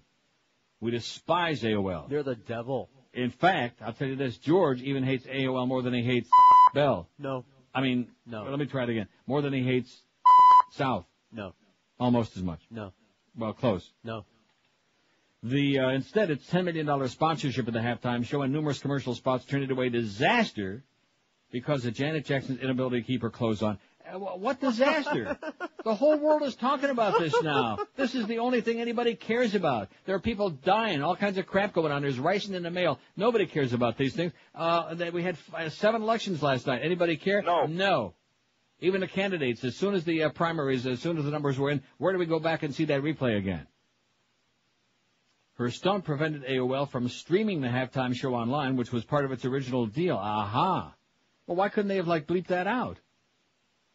Are they that inept? Are they that incompetent? Yes. Maybe that's why we hate them. AOL spent yesterday distancing itself from the controversy. While AOL was the sponsor of the Super Bowl halftime show, we did not produce it, the company said in a statement. Like the NFL, we were surprised and disappointed with certain elements of the show. AOL has doubled its advertising budget this year, hoping to attract more users. Last year, the company lost 2.2 million subscribers, and anybody with a brain will say one thing to AOL. Bye, bye, bye! Immediately, if not sooner. We're Sports Radio 560, QAM. I'll bang you in the butt, honey. Okay. Oh! Hey guys, you wanna cheer up? Have Britney sit on your face. All right. Make that old acne clear up when Britney sits on your face. Yeah. Forget about your wife or girlfriend now. Kneel and say grace. Better shave off that beard and stash their aches. Pick up the pace. You're really gonna love it when Britney sits on your face. Imagine the view above it when Britney sits on your face. Bent over, it looks like a frown when Britney starts sitting down. Britney sits on your face. Yeah, Britney sits on your face. Imagine Britney Spears leaving her clothes all over your floor. Knowing in just a minute or two you're gonna score. Oh! Wipe off that dingy beef stew before Britney sits on your face. Careful not to bite or chew when Britney sits on your face. Stop dreaming and clean up your place, 'cause she wants a brand new face. In your dreams. 11:32 at 560 WQAM. This just in, the Massachusetts High Court today ruled that only full equal marriage rights for gay couples, rather than civil unions, would meet the edict of its November decision, erasing any doubts that the nation's first same-sex marriages would take place in the state beginning in mid-May. The court issued the opinion in response to a request from the state Senate about whether Vermont-style civil unions, which conveyed the benefits but not the title of marriage, would meet constitutional muster. The much-anticipated opinion set the stage for next Wednesday's Constitutional Convention, where the legislature will consider an amendment that would legally define marriage as a union between one man and one woman. Without the opinion, Senate President Robert Tavellini said this vote would be delayed. The Supreme Judicial Court ruled in November that same-sex couples have a constitutional right to marry and gave the legislature 6 months to change state laws to make it happen, or else. But almost immediately, the vague wording of the ruling left lawmakers and advocates on both sides of the issue uncertain if Vermont-style civil unions would satisfy the court's decision, and they said, So there you go. So there's another big flap in Massachusetts. Look at how many votes we got, man, in an hour and 10 minutes. Yeah. 451 votes. What is going on here, man? Thank you again, Janet. I'm not going to say thank you, Justin, because he makes my skin crawl. Plus, he's blaming her he's putting it all on her ass. Okay? And she took the responsibility, even though she's lying. That's right. What does she care? Her family's got so much other heavy-duty crap going on. What the hell does she care about this? She should say, yeah, I planned it that way. What'd you think? Right. Give her all the credit for it. Right on. Go out and buy Janet Jackson's new album, okay? Go out and buy her new single, her new album, and a whole bunch of stuff. I think I just might. And one of those metal discs, too. Damn straight. 451 votes. Which of these do you think was the most obscene or outrageous? Let's start at the bottom, okay? Let's start right down there at the bottom. Rectum. 400, like I said, 452 votes. Robert Blake kills Bonnie Lee, alleged only one. Justin Janet, Super Bowl flap, only one. How do you like that, Michael Powell, you asshole, you prude, you idiot? You, what is it again? Overwrought prude. One for Martha Stewart, insider trading alleged. 8, Dan Marino tells Wayne to stick it. WQM fires Scott Farrell, 13. Michael Jackson molests cancer-stricken kid, alleged, 14. Finger-pointing Rush Limbaugh turns out to be a junkie, 14. Clinton Lewinsky sex scandal, 22. Enron rips off investors for millions. About 30, man. QM hires Mo Howard David at 32. He's in third place, but a weak third. Way, way behind W. He can't hold a candle to him. G.W. Bush steals the 2000 presidential election 130, and George W. Bush sends thousands of U.S. troops to war based on lies 186, 41.1% out of nearly 500 votes. Damn. Shocking, isn't it? WQAM, hello. Hey, guy, any news on the Hurricane signing Willie Williams? 5670560, pound 560 on the AT&T and Verizon. I heard they signed Walt No Neck Williams is who they signed. Isn't that correct? Yeah, Even George can verify that. Walter No Neck Williams just signed with the Hurricanes. A 20-year deal. WQAM, hello. Pathetic asshole. And you wonder why we don't take a lot of calls. We just drop in one here and one there. Hey, only once a day, you idiot, you moron, you schmuck. WQAM, hello. Hello. Yes, sir. I'd like to say that the only people who should be getting upset over Janet's breast is National Geographic magazine, because she plagiarized them from a 1965 issue, Kenya's Got Game, right down to the Starburst cluster. Who was it? What were you saying? George? Me? Oh. Yeah. Hank Hill. He sounded like Hank Hill, a cartoon character from TV. Oh, that was Hank Hill. No 5670560. Oh, and speaking of that, I'm glad he brought that up, even with that fake voice. Let me just say this to you, okay? National Geographic, their TV shows. Right. How about PBS? When they do those documentaries and they show those that's different. That's not prurient. I see. No Okay, so in passion other words, involved. but I thought that nipple in the breast was dangerous, and these shows that I'm talking about are within that family viewing time, right, before like everybody under the age of 100 is asleep. Listen, you don't get it. The breasts of underdeveloped peoples are not dangerous. I see. Well, thank God, I just discovered that. It's kind of like they're animals.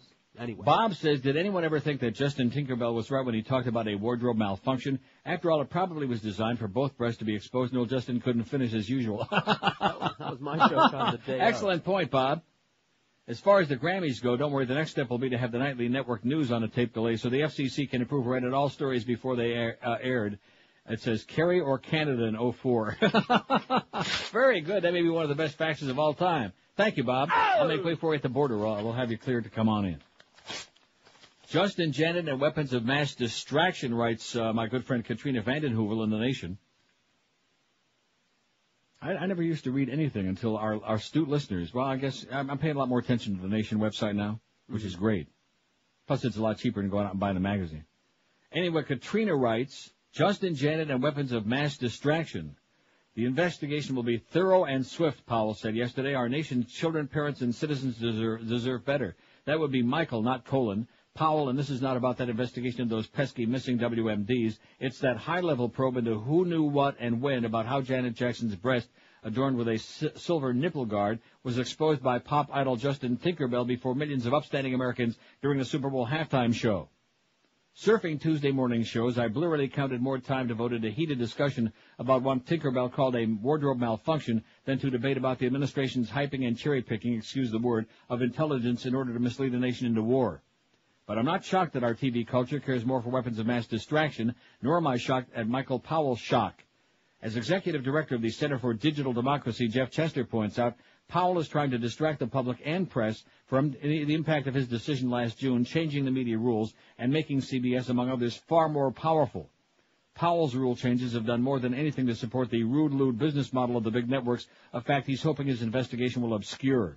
And let's not forget, as Chester reminds us, that CBS is now lobbying the Bush and the White House and the GOP leadership for more favors after the administration leaned on Congress to cut a special deal 2 weeks ago on TV ownership, allowing Viacom and Fox to keep extra stations over the previously legal limit. How about an FCC investigation into that kind of indecency, she asked. Katrina Vanden Heuvel in The Nation. Anybody care about that? No, they don't. They only care about a titty, baby. A little bitty titty. I can't imagine what I'm playing after the break. I'll give you 400 guesses, and the first 25 don't count. I like that bit a lot more than you do. I don't know why. I like it. I like it fine. It just reminds me of something. Frank Zappa. Ah. Doesn't it remind you a little Frank Zappa-esque? Titties little Bobby always remind Brownish? me of Frank Zappa. Nothing like having a little Bobby Brownish. We got the Mad Dog at 2. The Humper is in the studio. Like I said, bring your oxygen and gas mask, Hank. He'll be in the studio 4 to 7. Ira Wyndham in the 4 to 5 hour. Hurricane, I don't want to go through the other stuff, okay? If you like the Hurricanes basketball, turn on Waxy, okay? You hear the beginning of it on our station, but after, when it gets to the good part, turn over to Waxy. If you're a Panther fan, we got the Panther preview 8:30 to 9, and then the Panthers at the Coyotes The Phoenix Coyotes, 9 to midnight. Oh, boy. Really, I can't even begin to imagine how many people will be there for that. Eddie K follows the hockey game, and Joe and Mark overnight, 2 to 5 in the a.m. Live and local. This is Sports Radio 560 QAM. Dr. Howard Dean, governor, physician, searching for a way to tap into the American voter's consciousness. Then, an accidental overdose of embarrassment alters his body chemistry. And now, when Howard Dean grows angry or outraged, a startling metamorphosis occurs. The creature is driven by rage and pursued by a nation of reporters. We're in California and Texas and New York. We're going to South Dakota and Michigan. And then we're going to Washington, D.C. to take back the White House. The creature is wanted for a tirade in Iowa. Howard Dean's political future is believed to be dead, and he must let the world think that it is dead until he can find a way to control the raging spirit that dwells within him. It'll take a Herculean effort by a busload of spin doctors to change the public perception of the governor. The only living creature in his life who still believes in him, his blind, deaf-mute dog, Lucky. The creature must run to protect himself. But where will he go? We're going to California and Texas and New York. We're going to South Dakota and Michigan. And then we're going to Washington, D.C. to take Dr. back the White Howard Dean House. is the incredible joke. 14 till noon at 560 WQM. We got a late-minute lineup change. Be sure and get your eraser out. Always with a QM lineup, have a pencil and eraser. Do not ever write in indelible ink. Bookster in for the humper this afternoon, and probably Hank was listening, took my advice. Rather than chance it, because he just came back from Vegas, and then I see tomorrow he's going to be doing it at the Royal Bahamian. So rather than take a chance, did I say Royal Bahamian? Royal Caribbean, same difference. Rather than take a chance in that studio, take his life in his hands and his health, that's a good choice. I mean, the Boog is young and strong. He can handle it. So Boog Shambi, who's a great play-by-play guy, great on the Marlin games, ought to be doing the entire Marlin games by himself, and Schmidt-Can, that boring, terminal, ponderous Dave Van Boring. But anyway, Boog will be on 4 to 7. And I'm assuming still with Ira Winderman, 4 to 5. Yeah. I'm assuming. Why not? He can handle it. Huh? We have over 500 votes, and it's not even noon yet. I mean, this is just, something is going on out there. And like I said, thank you, Janet. Thank you. Muchas gracias. Grazie mille. Protecting the purity of American, also the belief, no, what is it, how do you say thank you? Dankjewel. See. Well, I got my 8 words of Dutch written on my armpit. Protecting the purity of American children, or what exactly is obscene? Now, this is written by Bridget Schoen, who's an international conference interpreter of Austrian nationality and lives in Vienna, Austria, okay? This is how some of the rest of the world is looking upon America now with this titty incident, okay, with this big flap over a little boobie. Bridget says, last night, February 2nd, the German public TV channel, ZDF, ended its primetime news program at 7:15 p.m. with a report about the Super Bowl game the night before. At first, viewers were treated to the display of nationalist fervor, flags flying, American virtues extolled, which is not only highly unusual in today's Europe, but also leaves Europeans rather uncomfortable. It reminds them of the times when such exhibitions of jingoism were common in Europe as well, and it equally reminds them of what followed from that. In short, it reminds them of a lot of dictatorships in Europe during the last century, and they often find such pictures obscene. Oh!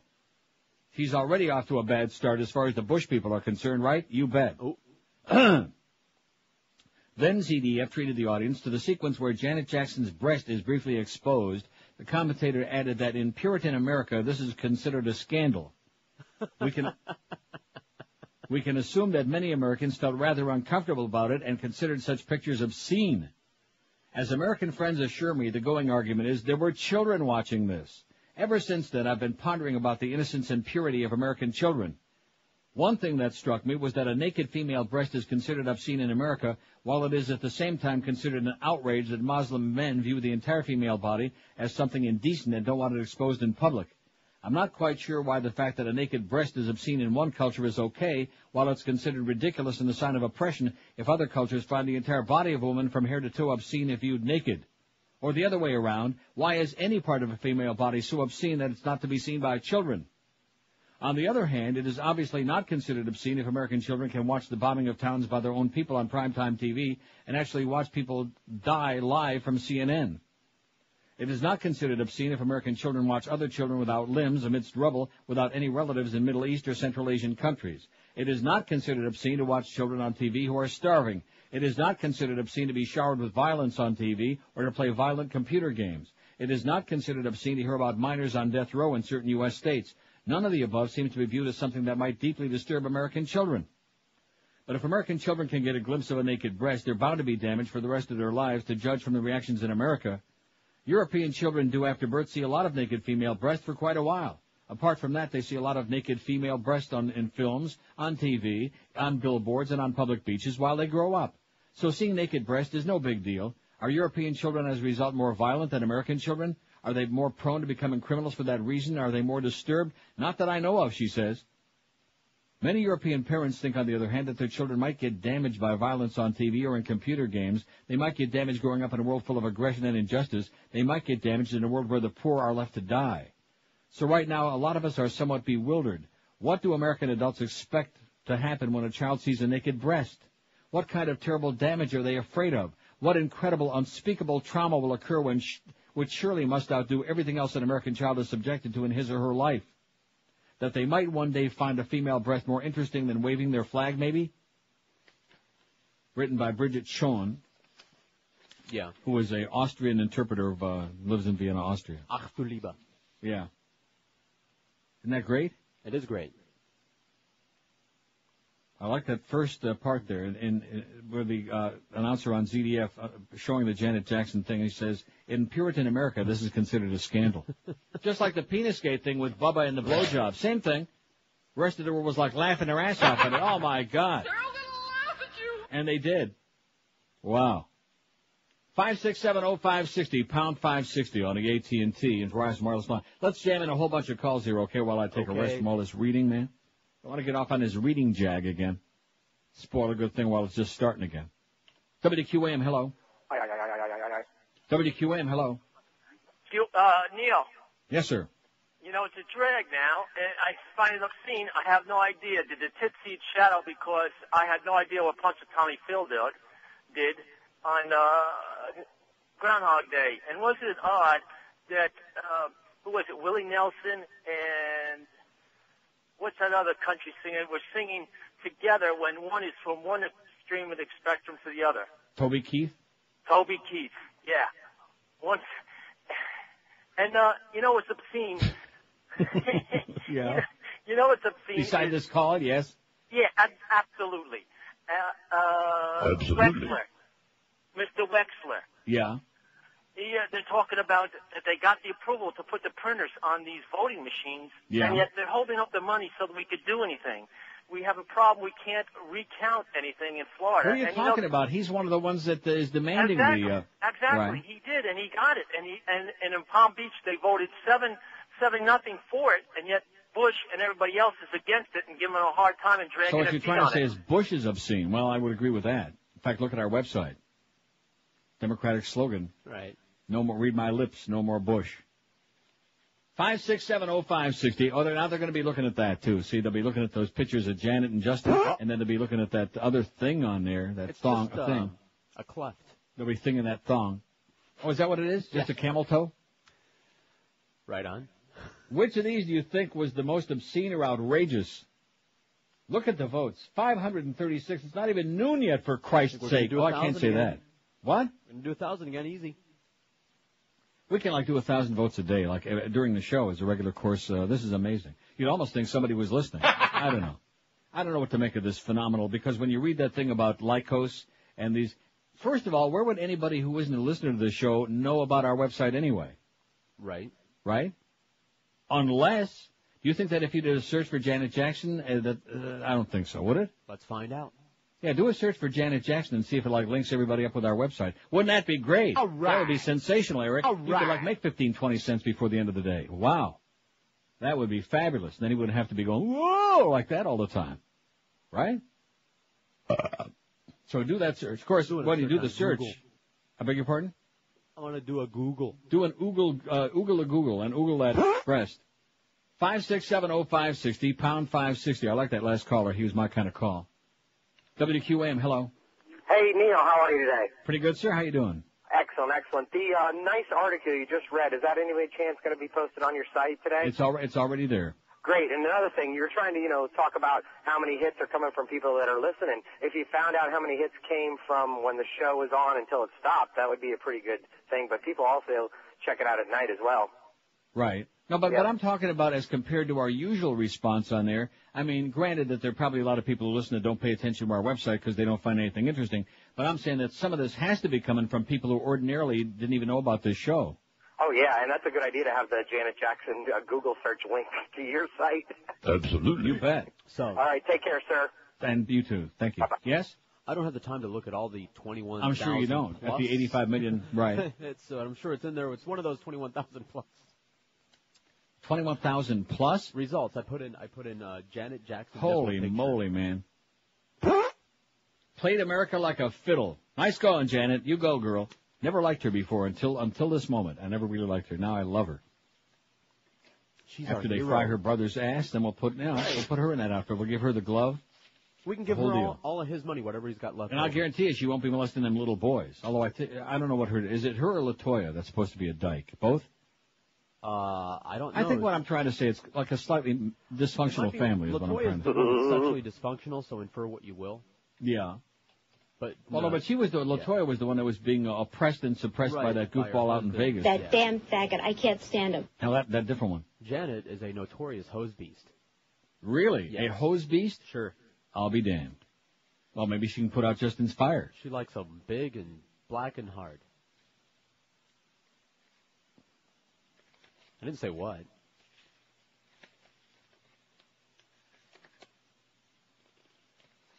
I really don't need to say anything now, do I?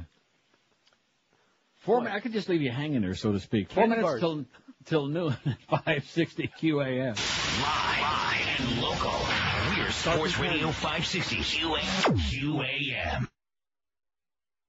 This is Jennifer Lopez. I have to take my hormones every day to keep the hair from growing back around my nipples. And that's when I listen to the Neil Rogers 12 to 1 hour. In an effort to attract younger viewers, C-SPAN now offers a brand new reality show, Skydiving with Howard Dean. Join Howard Dean as he jets across the United States, jumping out over some of his favorite states. We're going to California, Texas, New York, South Dakota, Oregon, Michigan. And then we're going to Washington, D.C. to take back the White House. And coming soon to Washington, D.C., Geronimo. It's Skydiving with Howard Dean, premiering this week on C-SPAN. From noon at 560 WQAM, the breast and the brightest. This is the last one I promise for today, okay? All right. Unless I find some more of them. About that. Well, it's getting to the point where it's a little bit ponderous, don't you think? And the rest of the world is laughing and pointing at us. Silly. But see, what some people don't understand is, the silly part is the reaction by Michael Moore and all the goody two-shoes. The reaction by the American public is because, number one, they're oppressed. They're tired of being censored and all of this other crap. And number two, they look at it. You want to know why? Because it's there. Because they can. Mm-hmm. That's all. Right? Right on. They're frantic to see it. Everybody else is seeing it. Oh, I want to see it. I want to see it. I want to take a look at it. Touch it. Squeeze it. Is it real? Is it Mamorex? Twist it. Right. Yank it and pull it. And that's what they're doing. They're looking and pulling and yanking. And so what's not to like? At any rate, The Breast and the Brightest, this is written by Richard Blow. Can I say that? No. Oh, I'm sorry. He's executive editor at George Magazine, author of American Son, A Portrait of John F. Kennedy, Jr., and writing a book about Harvard University. His columns are very often on TomPaine.com, which is a great website, and on our website as well. The Breast and the Brightest. It has come to this. The Federal Communications Commission has announced that it plans an investigation into the exposure of Janet Jackson's right breast during the Super Bowl halftime show.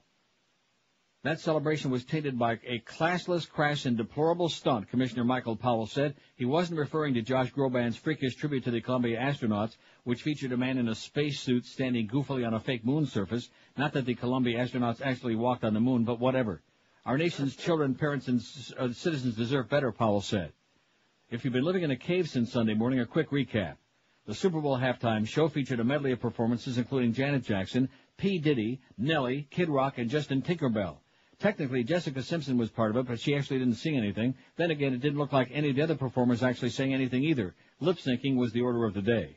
Anyway, Justin and Janet danced a duet, and at the end of it, Justin grabbed a leather cup covering Janet's right breast and Ripped it off, if you believe Tinkerbell. A red liner was supposed to cover Jackson's skin, but he ripped that off, too.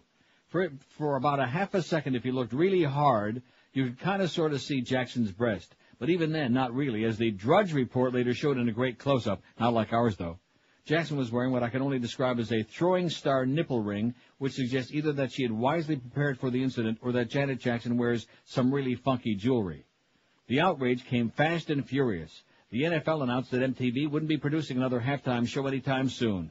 Deeply offended newspaper columnists wrote articles like the Boston Globe's Jackson and Company synced a new low, which would in fact be an interesting thesis to debate. And inevitably, cultural conservatives saw a prime opportunity to engage in little fundraising. Both the Family Research Council and the Parents Television Council, headed by right-wing media critic, i.e. nut, Brent Bozell, cranked out high-minded criticisms. Predictably, CBS deeply regretted the incident, and Tinkerbell apologized too. In my vision of heaven, I dream of having to apologize for ripping off Janet Jackson's breastplate at halftime of the Super Bowl. This is what some would describe as a dense cultural moment, so let us unpack some of its ironies. First, CBS and MTV are both owned by Viacom, which obviously saw a chance to exploit corporate synergy by hiring MTV to produce the halftime show. I don't know about you, but it warms my heart when massive media corporations try to force corporate synergy on the unsuspecting public and wind up being investigated by the FCC. Second, CBS is the company that wouldn't air an anti-Bush ad by MoveOn.org because it didn't want to offend the White House and conservatives, just as it spiked a Ronald Reagan miniseries to avoid offending the White House and conservatives. And then it runs a halftime show which offends the White House and conservatives. How quickly all the previous sucking up is forgotten. Third, let us not forget that this outrage is all about a half second of partially nipple-ring-covered breast. This is an hour-long game of brutal violence. CBS certainly didn't hesitate to show blood spilling from one player's nose in the first quarter in a sport with a steroid problem, many of whose players have taken to owning unregistered guns, while other players are encouraged to become so obese that they risk dying on the field. Yes, it's definitely the breast that we should get worked up about. At least there wasn't any other female flesh to tempt the God-fearing men of America. No scantily clad, artificially enhanced cheerleaders whom CBS kept using as a segue into and out of commercials, for example. And I'm sure that Visa used the bikini-wearing women's volleyball team to promote the Summer Olympics simply because of its athleticism. What's really going on here? Well, American hypocrisy about sex, of course.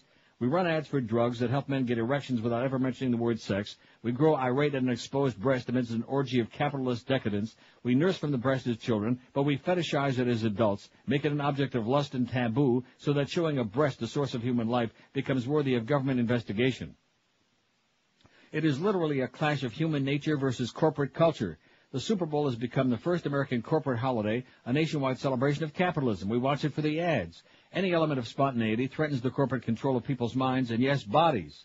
That's why I love the rebellious symbolism of the guy who streaked across the field, which, of course, CBS wouldn't show. That's also why the corporate producers didn't mind the lip-syncing. Mouthing the approved words is the perfect metaphor for this synthetic event, actually preferable to the authentic but imperfect human voice.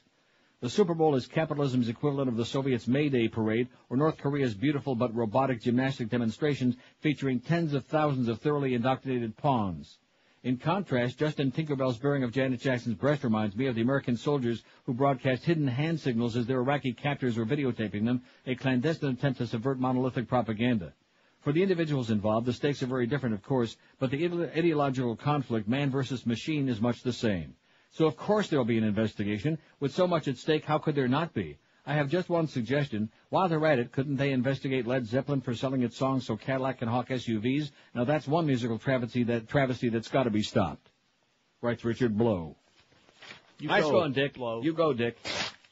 And if that isn't good enough, now that's the end of the flap for right now, okay? Okay. I promise. Well, unless I find something really juicy. But U.S. military blames lap dances for declining military discipline. Oh, my God. How do you like that?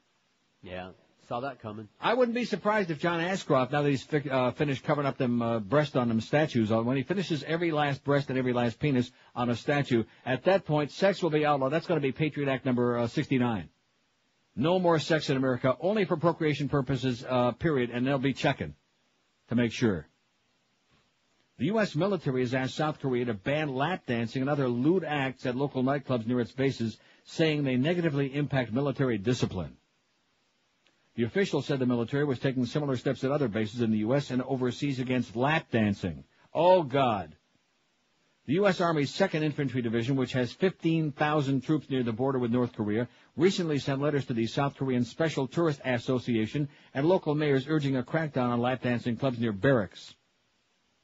Describing client-focused exotic dancing as the principal cause of worsening military discipline, the military letter called for local club owners to prohibit any physical contact between dancers and U.S. customers. South Korean lap dancing clubs are totally dependent on American customers because they're not allowed to take local clients.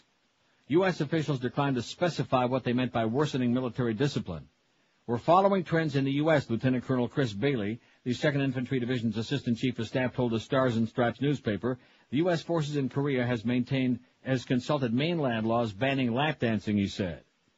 The more than 90 American installations throughout South Korea have long been a source of friction between residents living near the U.S. facilities who complain of pollution, noise, and traffic from the U.S. bases, and occasional crimes by American troops. Many crimes committed by U.S. servicemen involve nightclubs near their barracks. Amid an increasing number of American troops accused of crimes, their legal protection has become a sensitive issue for the two governments.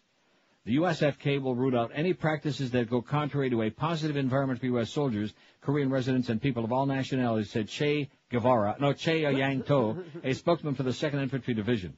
The U.S. maintains 37,000 troops in South Korea to help defend it. I have an idea. Why don't they just fix them before they send them over there, huh?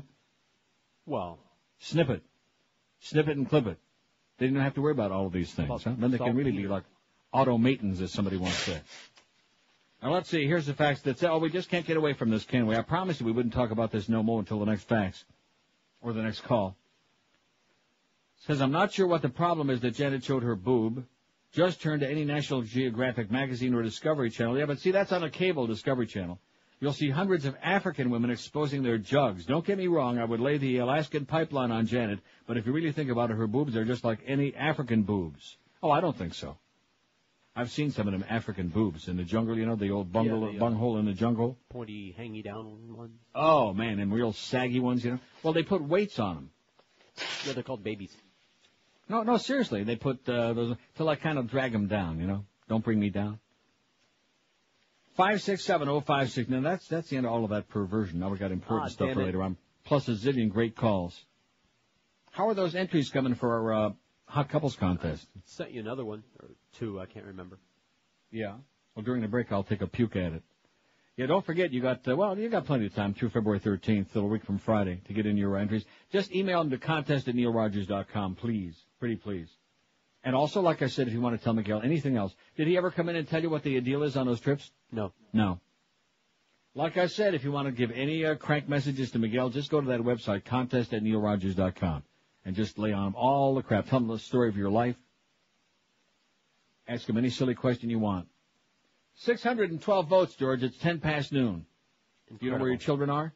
Oh, speaking of, you know where, I don't want to talk about that kid in Sarasota because it's too aggravating. And then you get all whipped up about it. Yeah, I do. Well, see, I happen to think in this case you're a little bit carried away. Sorry. How old was she? 11. Oh, she was only 11? Yeah. She looked more than 11 to me. I thought she was more like 13 or 14. Right, nevertheless. Well, no, you can't. Look, you're not going to say 13 or 14-year-old kids. You're going to know where they are at every minute of every day. There's the way things ought to be and the way things are. Right. And what is the way that they ought to be, mister? They ought to be, your children should be able to walk from one place to another without getting abducted and kidnapped. But that's not the way things are. They can't. Right. They can't. So in other words, what are you suggesting? That you have that like you don't let a your bodyguard? Child out on the street unattended, that you drive your child from one place to another or your child can't go there. So what if your kid goes to the mall with their friends? Who's driving them there? Maybe they walk. Maybe there's a shopping mall like a half a block from, huh? Sorry. Not my And what if your kids are walking home from school? Doesn't happen. I'm not talking about you, but anybody. Well, in other words, nobody walks to school. When I was in school, of course, when I was in school, people weren't getting yanked off the streets. Right. Likewise, I was running the streets since I was 5, but that's not. It ain't that time anymore. Well, that sure explains a lot. Sure. Don't forget, at 2:15 this afternoon, George will be running up and down Ives Dairy Road. Screeching like a banshee. He's got some good crap. Yeah. You can't let your kids out anymore. Now they're saying that NASA is going to help find that girl. Did you see that? They're going to digitize. They're going to digitize and analyze and satellite eyes and get everybody's eyes and see if they can't find that 11-year-old girl in Sarasota. And I've seen that thing not nearly as many times as the big flap, but sure seen that enough. And you want to know why? Nobody got naked? Because they haven't. No, they've got it, so we'll see it over and over again. It was 617 votes on our poll on NeilRogers.com. This is so staggering that even Muff and Clarence have got their finger up each other's ass trying to figure out, gee, what is it? Duff had to explain to Clarence it was just a roid.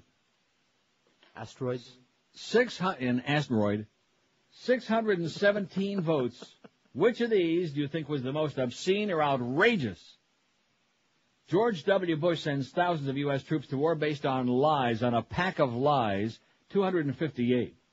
G.W. Bush steals the 2000 presidential election right there in broad daylight, 174. Let us in! Let us in!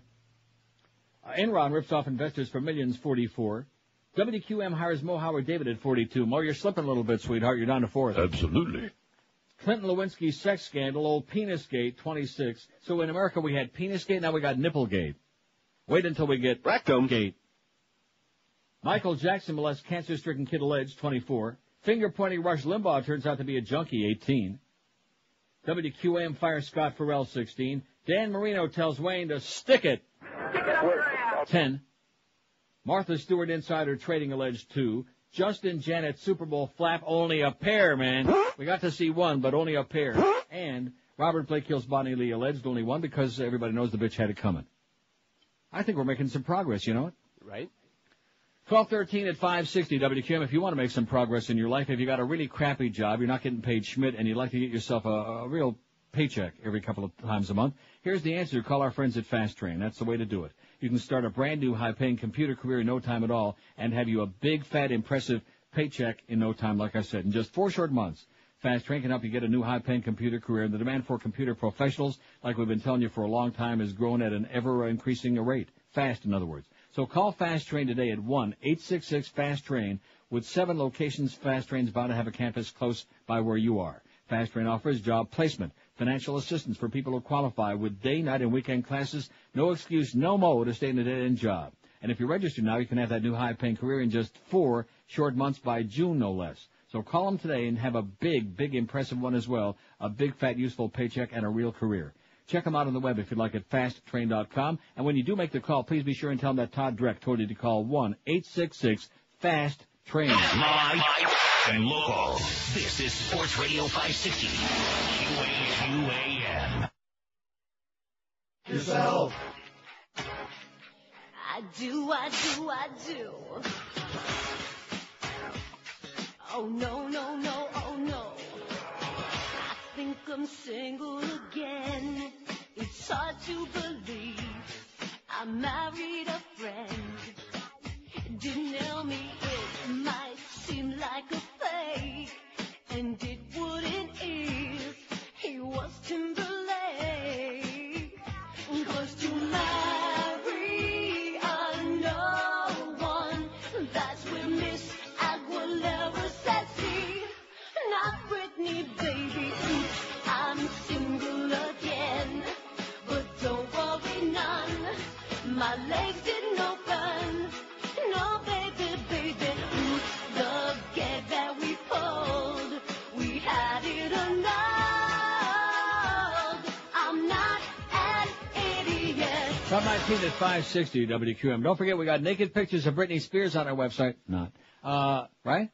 Let's just start making stuff up. Then we can get like 45 million. Can you imagine? Have you seen fake pictures out there? I'm talking about real ones. Yeah. Can you even begin to imagine? Oh, man. If Janet Jackson's right titty got that much response, they would just blow the internet up. I'm positive of it. Guaranteed. Now, this fax you sent me sounded really promising, but I did my own search. It wasn't a Google search, so maybe that was the problem. Did you do it? And I'm getting all these faxes from people that saying, oh, you don't get 21,000 results if you put Neil Rogers' name in the search. Totally missing the point. Yeah. These people, these morons. What's the point? Our good friend Jerry in Bonita Springs, who's a regular chronic faxer, says, I just did a Google search typing in Janet Jackson's teat. There were 922 search results, and your website was number 2. I then typed in Janet Jackson's breast, and there were 14,200 results. Your website was at the top of page 5 under the title, The Neil Rogers Show, News, CBS apologizes for Janet Jackson. When I clicked on that link, it took me to your homepage. It appears to me there are now many links to your articles and to your homepage, to which we say, all right. Thanks, Jerry in Bonita Springs. All right. You go, boy. All right. We love it. Right? Right. So we're getting people from from every state, all 50 states, the 48 contiguous states, Alaska, Hawaii, and all the ships at sea, Puerto Rico, you name it. Virgin Islands, mostly virgins. Phenomenal. That's good. 5670560. So I guess a lot of these people, even though whether they're listening or not, that's who knows. That's debatable. Right. But at least when they come across the homepage, then they see the poll, well, they throw in their 1 or 2 cents worth, right? Sure. Which indicates that our poll, like I said, Eric might make a few bucks by the end of this month. About 30, man. I wouldn't get that carried away, but maybe 6 or 7. People love clicking on those little bubbles and buttons. Yeah, I do that all the time. Sure. I go to a website and I see some kind of a poll on it. You know, you want to vent a little bit. This is what I think. And then you want to see the result. And you say, oh, my God, what a bunch of assholes there are out there. Thank God I'm not one of them.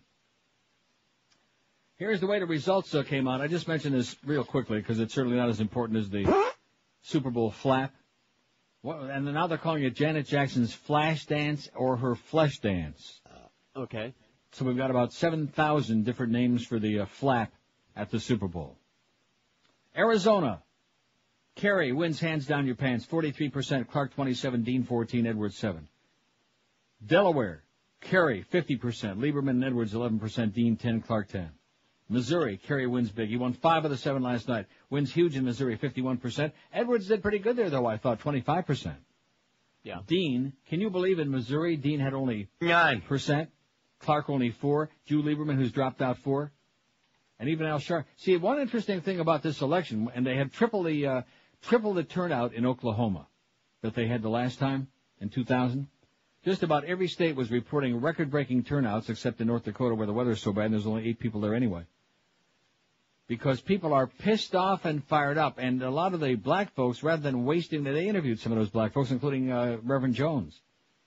And they said that rather than wasting their vote by voting for Al Sharpton, just as a symbolic vote for the black candidate, they were voting for the candidate that they thought could lick Bush. New Mexico, Kerry 42%, Clark 21, Dean 16, Edwards 11. North Dakota, Kerry wins again, 50%, Clark 24, Dean 12, Edwards 10. Oklahoma, that was pretty exciting to watch. You notice it was About 30, man. About 30, man. 30-30. Clark had just a handful, just a tiny, he had like 1,300 more votes than Edwards. So they each had 30. Kerry had 27. He was a pretty good third. And Oklahoma, for Kerry to get 27% is pretty good, I thought. Lieberman only 6. Dean only 4%. Wow. Give it up, Howard. You going to give it up? Absolutely. South Carolina, Edwards 45, Kerry 30, Sharpton 10, Clark 7, Dean 5. That's the breakout of that crap. Got it? Got it. Good. How about that Danny boy, huh? How is he doing on our poll? Just looking at that now. Dan Marino tells Wayne to stick at only 11. He's in double digits, but he's running ass end of the double-digit ones. It's just not our crowd. I'm not saying our crowd don't care about Danny Boy, but they just figure it isn't quite as important as all those people dying in Iraq for no good reason and being lied to. And I think they may have a point. 5670560, pound 560 on the AT&T and Verizon Wireless line. WQAM, hello. Yeah, Neil, how you doing? Okay. All right. How do you send links to your web page there? How do you send them? Yeah, how could I send you a link to your so you guys can check something out? There was an article in the Village Voice. You could email it. Email it? Okay. There was an article in the Village Voice yesterday about one of these Republican tricksters. I think his name is Stone. Working with Al Sharpton. Yeah. I saw that. I'm not all that carried. I'm not blown away by that. I saw it. We had a fax about that this morning. We've had several since. Yeah, lots of paranoia. Yeah, well, and dirty tricks. Seeing as how Al Sharpton is making about as much impact as a frog's fart, I wouldn't really get all that whipped up about it. Well, no, I'm not getting whipped, but I'm just like, it's just one more interesting facet, that's all, to this election year. Yeah, well, we got a long way to go, man. You ain't seen nothing yet. Thanks a lot, Pally. Have a great day. All right, Neely. Take care. Don't anybody else fax us that story about Al Sharpton and the Fudge Report says this and the Fudge Report. Take about 80% of what you see on the Fudge Report with several grains of salt and then stick them up Ann Coulter's ass. If we were going to cook up a decoy, a Trojan horse, wouldn't it be somebody that had like Joe Lieberman had a real chance? I'm not looking for any of that crap, okay? Wait till the real campaign starts. Then you'll see Dirty Tricks yin-yang, man. Oh, speaking of the Fudge Report, Your good friend Matt, your close personal bunk buddy Matt says, right. in tomorrow's New York Observer, author Gail Sheehy talks with former Nebraska Senator and 9/11 Commission President Bob Kerrey, sources tell the Fudge Pack report. Senator Kerrey tells Ms. Sheehy that the commission is scheduled to meet privately with Condoleezza Rice this Saturday, February the 7th, with Dr. Rice. Her testimony will not be sworn or made public, but the commission has not yet decided whether to use its subpoena power to compel public sworn testimony from either Dr. Rice or the president. Bob Kerrey declares himself in favor of requesting sworn public testimony from Condoleezza. Senator Kerrey calls the president's new commission to investigate Iraq intelligence failures a political maneuver. The 9/11 Commission already has the Iraq investigation in its purview. Kerry tells Sheehy that Senate Republicans, in light of the increasingly high profile of the 9/11 Commission, are no longer insisting the Commission complete its work by its original May deadline. With the heat increasing, the administration realizes that the Commission must not be allowed to release its report before the election. Suddenly, that May deadline, originally meant to curtail the scope of their investigation, isn't looking so beneficial to them. They want to give the Commission 6 months, just enough time to get them past this year's presidential election. Families support the measure as the only hope the Commission has of doing a thorough investigation. This from Ms. Fudge. So you remember that article we had many weeks ago, about how the right wing has already determined that W is not going to win a re-election? Remember that? Right. It's already written. And here is a pawn of the ultra-right, Ms. Fudge, who now is starting to pin things like this. This is not an article, that he linked from someplace else. This is his own rambling here about Condoleezza and about the 9/11 Commission and all of these things. Well, how do you like that chigger in the woodpile, huh? I'm talking about Miss Fudge, not Condoleezza. That would be bad. Yeah. 27 past noon at 560 WQM. Hey, if your carpets look like hell, here's the way to get them looking just like brand new. And call our good friends at Dry Concepts. They simply are, to make it very easy for you, the best in the business. Follow the bouncing balls to make your carpets come back to life and look just like brand new. I've been using it in my homes, several homes, for over 20 years now. Dry Concepts certified trained technicians know their stuff. They know how to dry clean your carpets, which means they suck out, not with their mouth, but with their machine, all the dirt deep down in your carpet. It leaves them looking brand new, smelling lemony fresh, and vibrant in color as well. They're dry in a couple of hours. It'll be like a miracle right on your floor. They also do an unbeatable job on your upholstery, your area rugs, your furniture, your drapery, all of these things. And you can also save some extra cash off the regular low price. Don't forget, these folks give you a written guaranteed price before they start the job, but now you can save even more by having them put you on their standby list when you call and save an extra 15% on the already unbeatable job of their superior work. So call today and say, hey, put me on that standby list so I can save even more money on my next carpet cleaning. Call them today. Your carpets will look brand new. You'll be amazed. Call 1-800-248-5071. That's 1-800-248-5071. And in between checking out Janet's Nips, check out dryconcepts.com. Live and local. This is Sports Radio 560. QAM. Entertainment television. Michael, the tabloids reported that your kids aren't genetically yours. I used a surrogate mother of my own sperm cells. How did you get the sperm sample? I never thought about it. I just did it, and it came out. Really? Yes. I heard that when you were, you hurt your arm. See this arm? This is as far as I can reach it. Wow. My shoulder is dislocated, literally. Did you do it a lot as a kid? I've done that many times. Mm-hmm. Yeah, that's part of boyhood. You just got to do it. Did you ever get caught? Yes. My mother caught me. Tonight on E! Michael, not in the studio! Gee, son, if you're going to do that, shut the door. 12:32 at 560 WQM. You know the hot couple contest pictures you just sent me? Yes. From whatever their phony names were. Right. That picture was in New York. Which one? The one where they're sitting like passed out by the pole there. I see. Don't you see the 42nd Street subway? The sign. And it says on the bottom there, if you look very carefully, necesitamos. See? How do you like that? Well, I hadn't looked. Anyway, so Eric faxes me or emails me something really amazing, which I never even looked at some of these components of his fantastic stats page, is I can actually check out, we can take a look and see where these hits are coming from. Yes, apparently. Did you know that? He just told me. I see. 102,000. Now, I'm not sure what the date I'm on. I better recheck this. A lot of them are coming from Google.com searches. Tons of them. Tons. Here's one, extra.newsguide.com, et cetera, and so on. Whatever the hell that is. So we're on 80 million sites, or at least maybe not 80 million, but about 30, man. 30 million. And that's great. And we thank everybody profusely. Excellent. See, nobody else would do it for us. 5-6, that bitch, Miss Fudge, she sure ain't going to put us on there, right? She don't even have her good buddy Lynn on. Everybody else who does a radio show, who's written a column, who wrote a report for college, for high school, for Sunday school, they're on there. Look at that phone, man. Look at that. Is that incredible or what? Just when I was going to go and take a phone call intensive for a few minutes here. 5670560, pound 560 on the AT&T and Verizon wireless line. There ain't a tinkle on there. That is shocking to me. You want to hear it? Yeah. Oh, wait a minute. Oh, the tinkle. The phone is dead. I see. It was for a second there. I punched. Look at that. I don't know about that sound. What? That down What about phone, that sound? It ain't clean. There's a bit of a buzz with that. That was line 1, though. Oh. See, line 1 is always fuked up. 5670560. See if our phone is working. Line check, line 6. Hello. You lost your audience. Yeah, but we'll never lose you, asshole. WQAM, hello. QAM.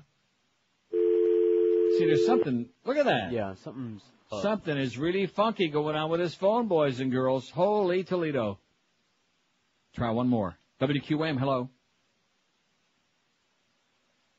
You hear anything? Yeah, the radio. QAM. Hello? Yes, sir. Hey, how's it going? Okay. I'm one of those guys that has been listening to you for years and never checked out your website, and I checked it out for the Nippy. Good website. Another thing, that picture of George Bush that they compare his reaction to the monkeys. Yes? It's a little blurred out, and I'm trying to print it out because it's the most hilarious thing I've seen. Well, we'll try and clear it up for you, man. Let Eric know about that. And your complexion, too, but it won't work if you keep looking at that Janet Jackson boobie. Okay, good luck with that. See, Take care, guys. He's working on it. Fine, there's something with this whole thing here, with his phone. Right, it sounds weird. Uh-oh, see, I knew it. It wasn't just me. What happened? The dots went out for a second there. Oh, boy. Holy moly. Well, they're ringing here. Well, they're ringing here now again, but the dots went out for just a millisecond. There's something really messed up with the phone. I think it's the goddamn U.S. government. Absolutely. WQAM, our lines are tapped. Hello. Hello? Yes, sir. Yeah, your audience is gone. We don't. What did he say? Please, Well, spare us the pain. Okay, come up with some original crack material. Now, when I hit the off thing, it all screwed up. Again, George Corso strikes again. All right. Let's hear it. See, we're doing too well now. We're doing too well. So obviously, George Corso is back there sticking it in and pulling it out, sticking it in and pulling it out. Probably back there with Bob Vermouth. WQAM, hello. QAM. Line check. You're live, Neil. Well, you calm down. He's just trying to help us out, okay? He's the most exciting thing that's happened to him in a month. WQAM, hello. Hello? This is beautiful. This is even better. Was it? Yeah, yesterday. Time flies when you're having fun. In those first 2 hours yesterday. Sure. When everything was all screwed It's up. going to be the second 2 hours today. Well, and then we're alternating. Keep you off on your toes. Keep you off balance. In fact, wait till you see on our website. It's going to be Janet's left breast that's going to be popping out tomorrow. You'll see. For balance. And then Justin's going to have something else popping out, but not that big. What? Line 9, WQM, his thumb. QAM. Now, line 9 is always there. You know that. WQM, hello. And see this? I think this thing is fouled up, my thing here. Try punching up line 7 on your button. Okay, there it is. QAM. Hey, Neil. Yes, hey, sir. Neil. Are you there? Speak to me. I'm here. I'm right here. Oh, yeah, you're there, too. I'm here. Neil, where was OJ when that kid got his throat slashed yesterday? Good point. WQAM, hello. Cockroach. Oh, that's what he's smoking or what he's got his tongue on? WQAM, hello. Neil, Yes, sir. I told you Richard Pearl was on the air. Yeah. Remember? Yes. And congratulations on your Patriots, Neil. Thanks so much. Goodbye. He told me Richard Pearl was on the air. He's going to start with that again, with a Richard Pearl that nobody ever heard of. Don't forget that great article on the real Richard Pearl and his chutzpah on our website today. Boy, does he have a lot of chutzpah. You bet. I may not potchkey around with these phones too much more today, you know what? Because I still have plenty of crap here to talk about. Oh, but we're having so much fun. So much fun. WQAM, hello. Hello? Yes, sir. Yes. Neil, you know what gets me? What gets you? Well, the first time that they had the anthrax situation, all this stuff got into the building. Now, how come the second time it got into the building again? Why wouldn't they use an off-site mail opening location? Does that make sense? Well, I mean, the anthrax thing was like it was 2.5 years ago. Right. But the thing is that if the supposed Al-Qaeda or whoever is doing this stuff, wouldn't you have a safeguard and put it in first of all, I don't believe that Al-Qaeda is doing ricin, okay? Ricin would be a very poor choice. I'm sure that they know that. I don't think they have anything to do with it. And they've even already said that it's only domestic nuts that use things like ricin to try to scare the crap out of people. Right. But the point is that wouldn't you think that you would have it off-site so this way you don't pollute the building again? No, and especially when you consider the fabulous job they're doing on tracking down the anthrax people. Yeah, right. They're looking real hard like O.J. is on golf courses, in fact, something? It wouldn't surprise me if they discover both the murderer of Nicole and Ron on the same day that we find out who sent the anthrax. Probably on the same damn day. In fact, you know what? Probably like 2 days before the election. Right, exactly. Good luck to us, Pally. All right, buddy. Have a great day. He makes a good point. But, we don't want to do all these things because it requires a lot of money. We got to give those rich the tax cuts again, don't we?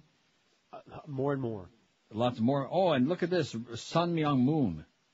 The Washington Times, coming out day for conservatives. This is kind of a cute thing. Again, from the Fudge Report. Yeah, I'm going to use all of your stuff, Miss Fudge, and put it on there. Put the word out. DrudgeReport.com. Go on there, okay? Make that twerp a little money so we can go out and buy ourselves some boyfriends. 20 till noon, till 1 at 560 WQM. How many votes we got? This is really shocking. Thanks again, Eric. You're the best some days. 726 votes, and it's not even close to 1 o'clock. We're not going to make 1,000 though today. We're not? No, it's almost 1 o'clock. That's 7:31.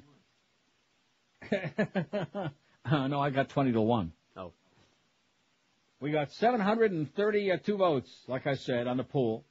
Which of these do you find the most obscene or outrageous? I don't want to read the whole list again. We'll do it a little bit later. But get down there and vote. As long as you're potchking around looking at Janet's titty and all this other stuff, might as well vote on our poll. Have a good time with it. Hey, I'll tell you, if your car ain't giving you too good of a time, if you got problems, take it to EF Tire and Auto Repair because they're the best. They're at 5083 North Federal Highway, just a mile and a half north of Sample Road in prestigious Pompano Beach. At EF Tire and Auto Repair, you'll experience the difference that experience makes because, to make a long story short, they know their stuff. All EF mechanics are ASC certified technicians, current with all the latest technology, and most have been with the EF team for nearly 20 years. The EF team has got over 200 combined years of experience. No job is too big or too small at EF either, whether it's a blown fuse or a blown engine, from a 73 Toyota to an 04 Bentley. EF Tire and Auto Repair do it all for you. All jobs are meticulously double-checked for accuracy by the shop foreman, and your car will be cleaned upon completion of the work and look just like brand spanking new. EF honors most extended warranties, and they offer you wide-awake service on most repairs, too. Ask about their 90-day same-as-cash, no-interest credit card when you call EF Tire and Auto Repair at 954-426-9926. That's 954-426-9926. You'll find them at 5083 North Federal Highway in Pompano Beach. EF Tire and Auto Repair are nationally recognized as one of the most successful auto repair facilities anywhere in the entire U.S. of A. At EF, their motto is nobody cares more and nobody nowhere will work harder to earn your business. Live and local. This is 560. The radio's all yours now. QAM. Larry King, and they don't come any better than Neil Rogers. Bet on the Pats and give up the points. Their defense is all full of tricks. Face to head coach Bill Belichick. Bet on the Pats. Oh! Panthers ain't really all that. You'd be a fool. Their team ain't great. Just a bunch of pussycats. Give the 7. No fretting and bet on the Pats. There was a football game, by the way. 1246 at 560 WQM. I'm looking at some of these these links, these other websites. Yeah. Miami.rivals.com. And I clicked on it, and it's U of M something or other, sports site. It's unbelievable. What we got to do with that? What do they have to do with Janet's breast and with us?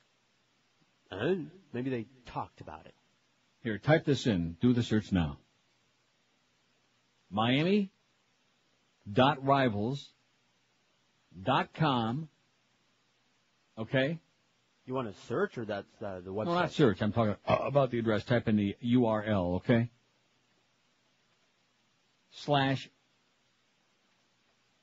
Show MSG. Okay? And see what comes up. One word, show MSG? Yeah. I mean, there's a lot more after that, but I'm not gonna, we only got till 2 o'clock. I must have spelled something wrong. I got no can't find. Like I said, 567-0560, pound 560. It's pretty interesting, but like in my spare time when I'm like twiddling my thumbs and biting my fingernails, then I'll look on there and check that out. WQAM, hello. Yes. Yes, sir. I've got a couple of things for Neil. You're speaking to him. Neil, I'm sorry. Don't be sorry. First of all, you realize that whole Janet thing is probably going to be the most expensive boob job in history because Powell probably spent about $10 million investigating that one. Right. But you guys could research this a lot better than I, but I seem to remember things that should be looked at. Shortly after the president's visit for Thanksgiving, there was a news article released about the deplorable conditions that Halliburton was maintaining in these cafeterias in Iraq. Right. Mm-hmm. And charging us like $38 and change a day to feed our soldiers 2 meals. Correct. Okay? And now, I noticed last week on MSNBC, they did a piece on how many of our soldiers are ill-equipped, that their parents here in the States are buying stuff and sending it to them. And it's right. not minor stuff. It's like flak vests and soldiers that are rotating out are leaving them behind for the troops because we don't have enough for them. Right. Doesn't anybody want to spend some money investigating that? No. No, what does that tell you about America, man? They're much more interested in investigating Janet Jackson than Justin Tinkerbell. That's what's important. We got our priorities right side up. It's extraordinary that our administration... See, if they have an investigation like that, it's like shining the spotlight on it and bringing to attention what you just got through describing. I don't think that I don't think the administration could afford the embarrassment. You're absolutely right. It's going to end up being Kerry or Canada. I mean, just like that thing about the article I read about the meeting with Condoleezza, but Bob Kerry on Saturday, and the fact that they're desperate now to stall off this 9/11 Commission report till after the election. I mean, when you're talking about playing politics, and you'll see, once Kerry or Edwards, whoever's going to win it, I think it's going to be Kerry, but once we get the Democratic convention finished and the real election campaign starts for serious, they're going to bring all of these things out, and the people are going to be crapping in their pants. God, I hope so. The sheep has got to wake up. It's going to happen, man. That's what the public's been for since the last election. Just a nation full of sheep. We've got to wake up. And then the sad part of it is the Democrats waited 4 years to really take off the gloves. Just like the thing with the AWOL president now, and the White House is acting with this righteous indignation about how dare he say something like this, and Bob Dole was on there last night saying the same thing. They're saying it because it happens to be true. Of course it's true. And the sad part about it is you're right. It took us a long time as Democrats to wake up and take the gloves off and say, hey, wait a minute. How about becoming accountable? Okay, forget this crap standing here at the lectern saying, well, I'm not going to comment on that. Yeah. I don't owe you an answer on that. Correct. Become accountable. You want to be in the public eye, you want to be responsive to the public, be accountable to the public. Well, I vented and thank you for taking the time. It's going to happen, man. I hope so. I'm pulling for it. Hang in there. Hold your breath. Have a great day. You too. He said he's pulling for it. There you go. There's a guy's got his priorities straightened up. That's right. He's pulling it. Now, anyway, getting back to this thing, well, I will do in a second. Now, what's Bobby Knight doing on there again? And Dean Smith. What's this all about? Bob Knight, and they graduated. Anyone that spent the... Boy, Dean Smith, he looks like he just turned about 90. Holy cow, his schnoz keeps getting bigger and bigger. WQAM, hello. Hey, can you take a poll on crazy people? WQAM, hello. Way too political, man. Yeah, way too political for you. I know Jackson's breast is way too political. It's too far to the right. 5670560. Like I said, we'll balance it out the rest of the week. We'll check out the left one, okay, to make you happy. The mouth breather. WQAM, hello. You know, the interesting thing is if we had like everybody in South Florida tuned into the show, if we had 101 share, it still wouldn't make any difference on the calls. Right. None. But we love them.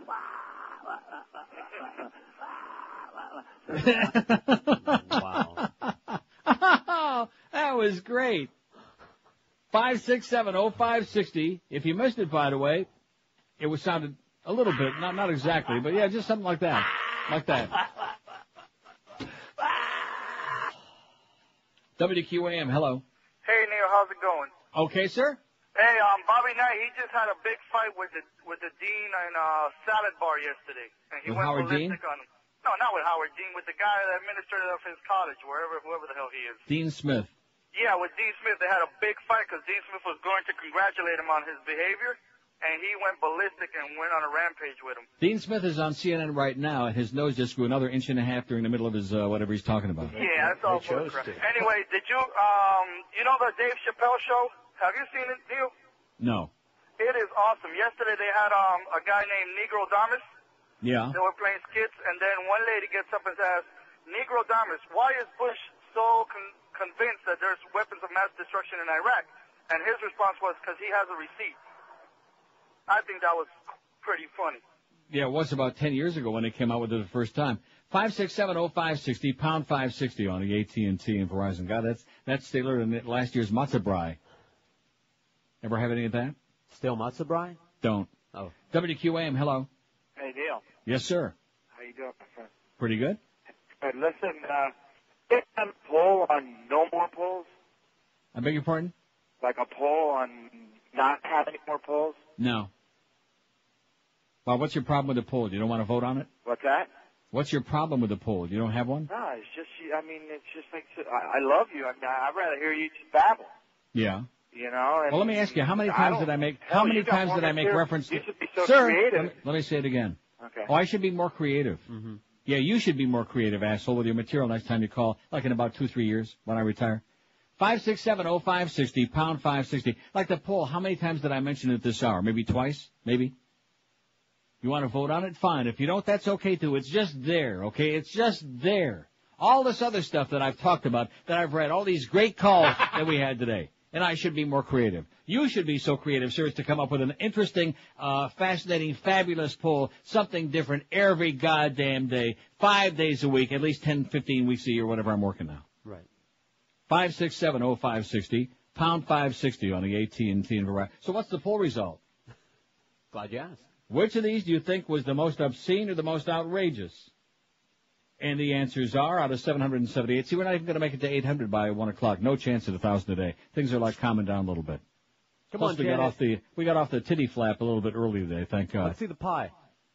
One says Robert Blake kills Bonnie Lee, alleged 1. Only 1. Martha Stewart, insider trading, alleged 3. Janet Justin, Super Bowl flap, only 4 were found that obscene or outrageous. Dan Marino tells Wayne to stick it, 16. QAM fires Scott Farrell, 21. Finger-pointing Rush Limbaugh turns out to be a junkie, 25. 31 say Michael Jackson molests cancer-stricken kid, alleged. 36 say the Clinton-Lewinsky Penisgate sex scandal. WQM hires Mo Howard David at 47. Enron rips off investors for millions, 51. George W. Bush steals 2000 presidential election, 213. And George W. Bush sends thousands of U.S. troops to war based on lies, 300 and about 30, man. 330. Oh, speaking of that, The Guardian, the Brit Guardian says, intelligence chiefs ignored warnings from their own leading experts that they could not be certain Iraq had chemical and biological weapons. A former intelligence official who gave crucial evidence to the Hutton inquiry claimed today. In comments likely to increase pressure on the government over the issue of weapons of mass destruction, Dr. Brian Jones, a former branch head of the Defense Intelligence Staff, said that the most senior intelligence officials may have misinterpreted key evidence on Iraq's weapons programs.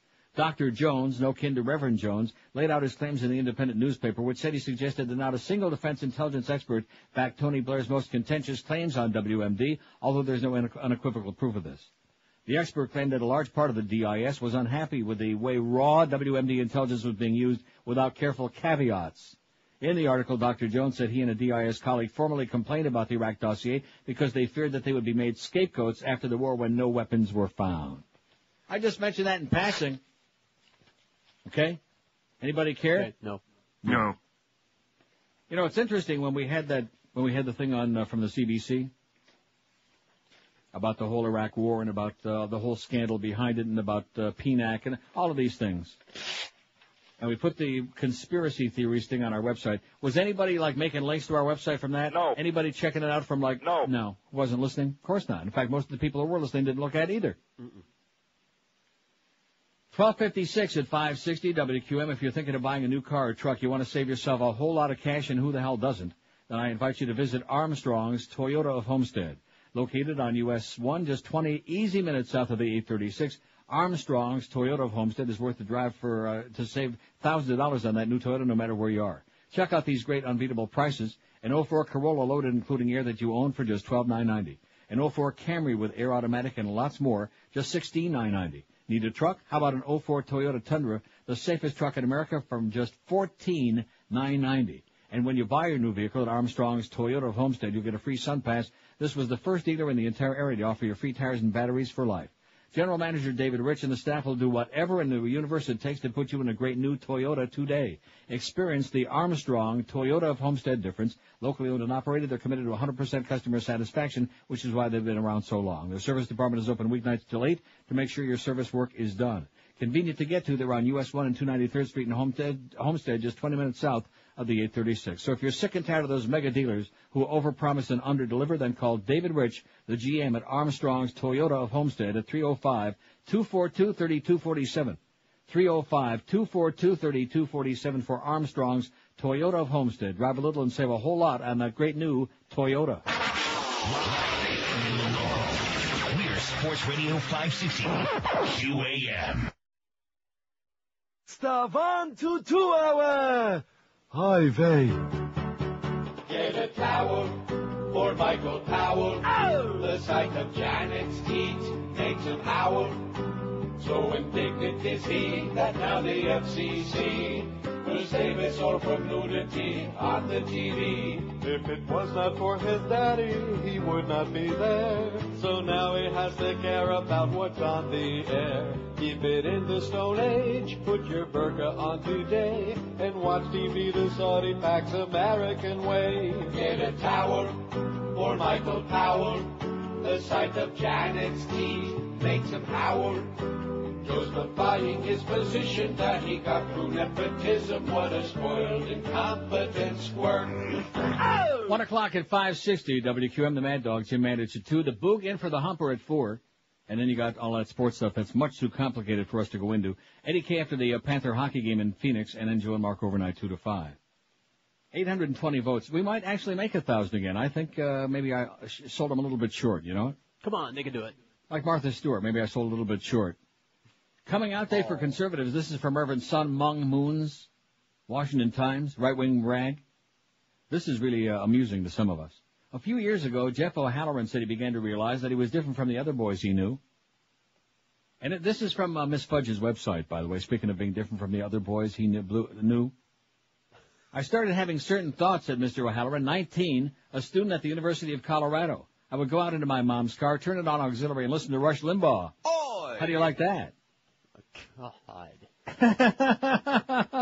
At what college age? Students coming out of the closet. How do you like that? Yesterday, he said, it was time to come out of the closet in the middle of a crowded university dining area. He took to the podium and announced, I'm Jeff, and I'm a conservative. Oh! And everybody in the crowd covered their head and went, oh my God, like that.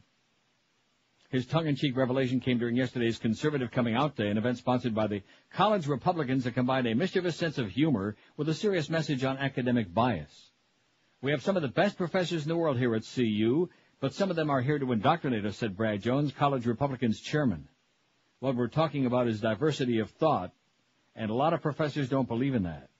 The event kicked off the club's Conservative Coming Out Month, which will feature conservative speakers and intends to fuel a statewide conservative assault on liberal bias and academia. Oh, my God. Wow. From Reverend Sun Myung Moon's ultra-conservative Washington Times and from Miss Fudge's all-over-the-place website. Oh, my God. Exactly.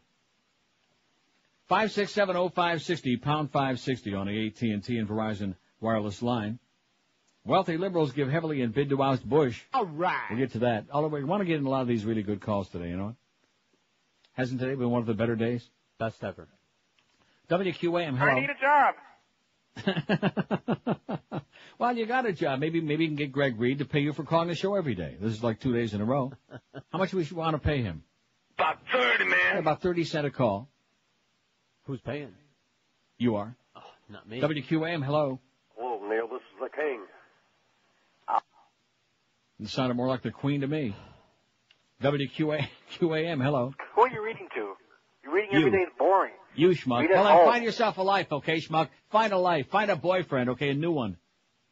God.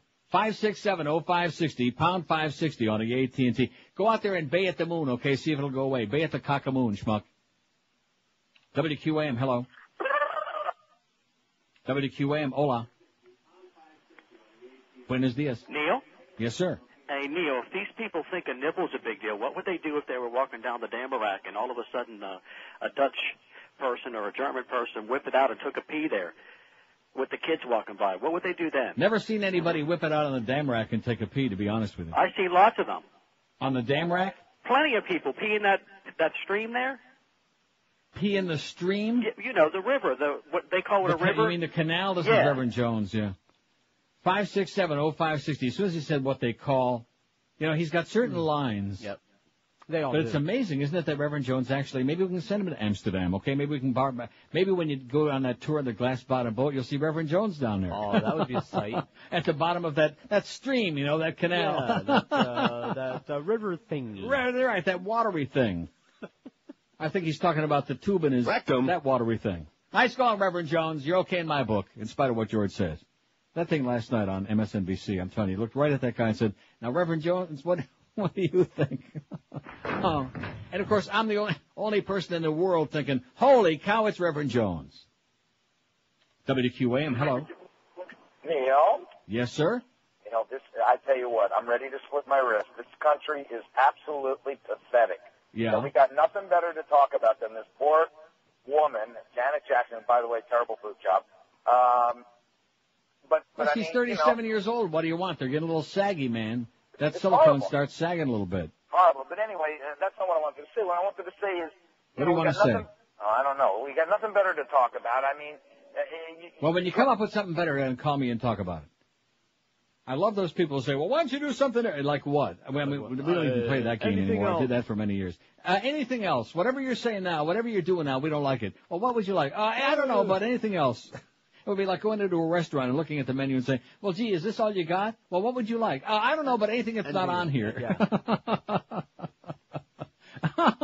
That's the South Florida Fukin way, baby. Let me tell you right now. Boy, I sure hope that nobody who found us on a website, on some other website, is listening to this show and thinking, oh, my God, what are these calls from South Florida?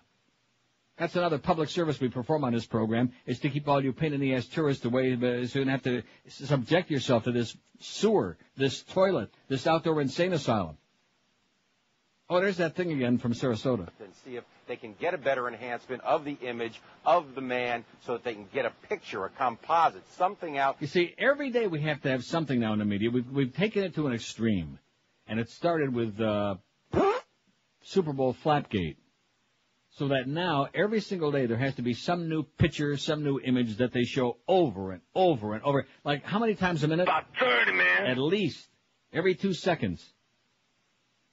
5, 6, 7. Oh, and see, the mother's got a cat. That's why that little girl ran away from home. She's got a pussy cat there. I hate people with cats. I don't hate the people. I just don't like the cats. Although it was a Siamese, wasn't it? I don't know. You weren't watching that? I'm watching the tape now. You better get with it, mister. MSNBC. No, I know what you're watching. You're probably watching something sick and disgusting and perverted like. On what? Our satellite doesn't work here, as you know. Even though we're paying for it. What is it? Our Keep your finger on that button now, because every time I punch this up. What's he turned on? What? I don't know what she said. It was like a half a word, that's all. Something about see this, see that, see. 5, 6, 7, 0, 5. Maybe she's speaking in Espanol or Italiano. I don't know. WQAM, hello. Hey, Neil, what's Yes, up? sir. How you doing? Hey, tell me why the Grove sucks so bad. The what? The Grove. The Grove? Yeah, I'm stuck here. I need directions to get out. North. Yeah, just go north, okay? If you go south, you're going to be really sorry, man. I'll tell you that right now. Unless you're going to go to buy a new Toyota. 5670560, pound 560. See, always thinking, always keeping the, All right, maybe let's say you're going to go down and pick some grapes down there in Naranja. WQAM, hello. QAM, hello. Hello, just Neil Rogers. Yes, sir, speaking. Hey, Neil, how you doing? George, how you doing? Yo.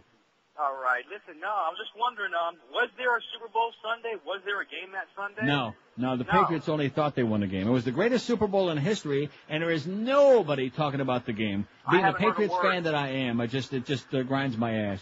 I'm really sorry to hear that, Neil. Listen, I'm pulling for you, though, man. We can get past this. I know we can. I bet you we can. All right, gentlemen, have a I'm good day. pulling on it right now. I got my Tom Brady naked picture over here. Got my blow-up doll. I'm all set. I'm in. And now I'm out. Yeah, you've been out for a while. 5670560. That thing about coming out as a conservative on a college campus is so asinine, so stupid, so idiotic, so pathetic, and so typical, man. I'm a spoiled little rich brat. I'm surprised that he's in Colorado, not the U of M, University of Miami, spoiled little rich brats. Of course, they're kind of like not all that political over there because they're too busy trying to get their finger out of each other's butt. In Colorado? Rectum. No, at U of M. Oh. Oh, hey, none of that in Colorado. No way, Jose. Spoiled rich brats, are you kidding me?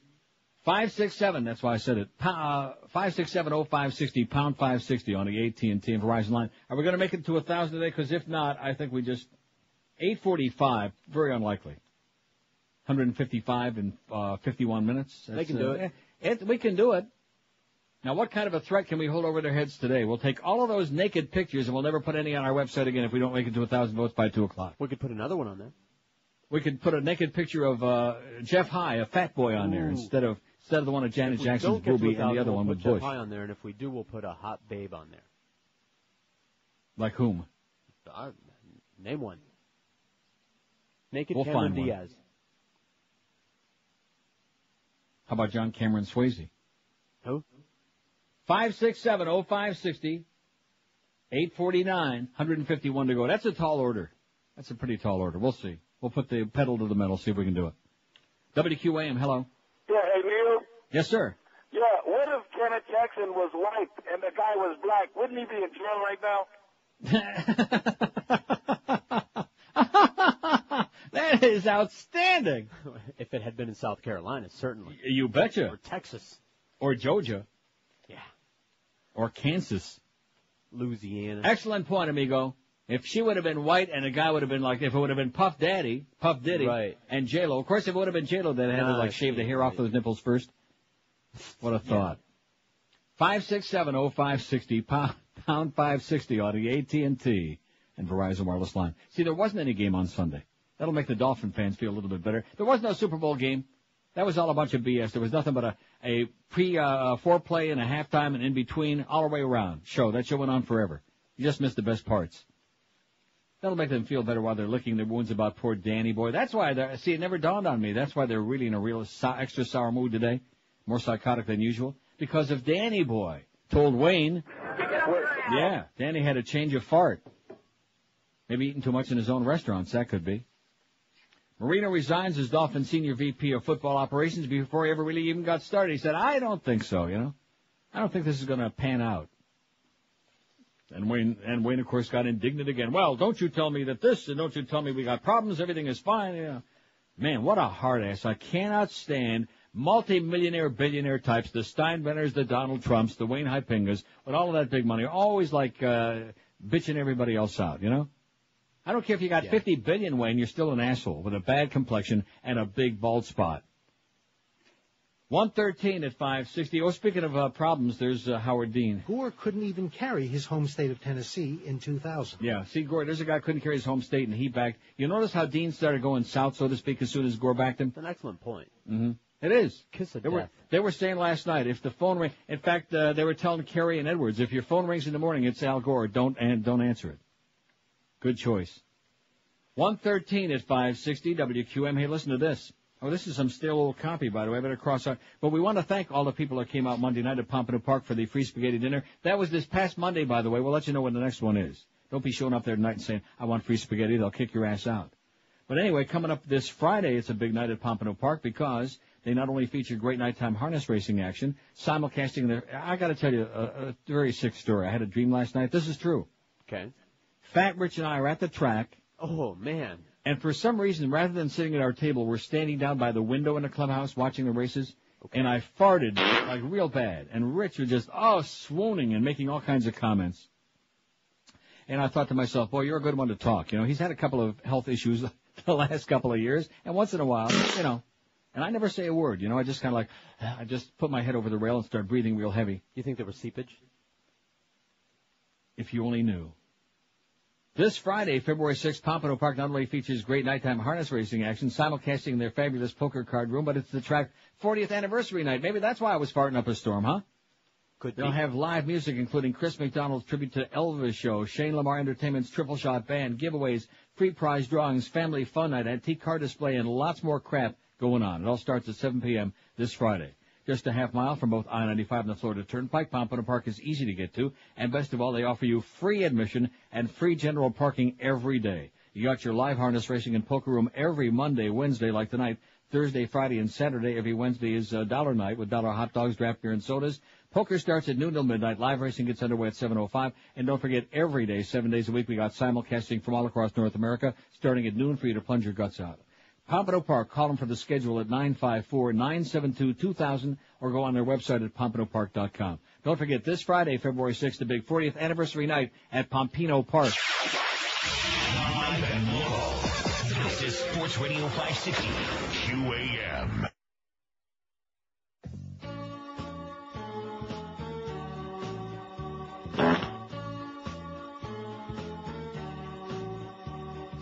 Sit and watch the TV with a finger up their butt. Whoa, I'd love to know what Christians do for fun. Read Bible in the corner while fondling their nuts. Whoa, I'd love to know what Christians do for fun. Poster white and pasty from the fast food they eat. Inhaling vats of macaroni and cheese. Cut holes in the bed sheet just in case they reproduce. That's just about all they're allowed to do. Absolutely. I'd love to know. Ooh, I'd love to know.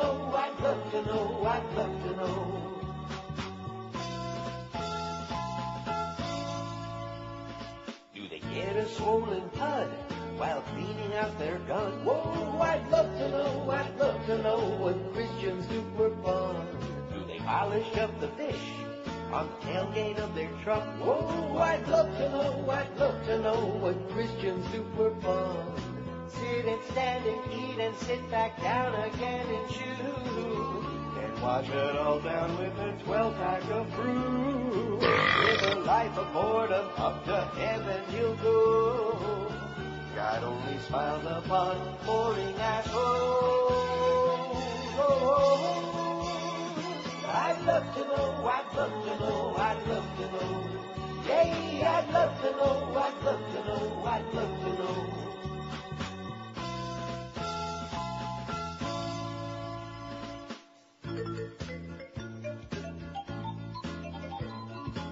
I'm not going to do that. 883, we need 117 more votes on our poll today. See, if we didn't have the poll, then we couldn't threaten the audience. Right. So what the hell fun would that be? Would that be any fun at all? No. Of course not. 883, we need another 117 votes to get to 1,000 by 2 o'clock. Otherwise, George is going to come in and make guttural sounds for 4 hours tomorrow. Nude. And I'm taking several days off. Wealthy liberals give heavily in bid to oust Bush. Faced with a new ban on unlimited donations to political parties, some of America's wealthiest liberals have given large sums to help finance independent organizations that want to defeat President Bush in November, according to records released by the IRS. Major contributors to the groups include philanthropist George Soros, our hero, who gave $5 million, and Cleveland-based insurance billionaire Peter Lewis, who donated $3 million. Hollywood producer Stephen Bing gave $2 million, and Rob Glazer, chief executive of Real Networks, the software maker, gave $745,000. Even George kicked in about 30, man. Cent. Right on. But the groups known as 527s for the section of the tax code that applies to them have raised nowhere near the hundreds of millions the organizers predicted, the report show. Such predictions had led to speculation that the groups would take advantage of loopholes in campaign finance law to become a shadow Democratic money machine. There have been a lot of exaggerated numbers floating around how much groups-related Democrats would raise and spend in the 2004 election, said Fred Wertheimer. I wonder if he's kin to Stan Wertheimer. Don't bet on it.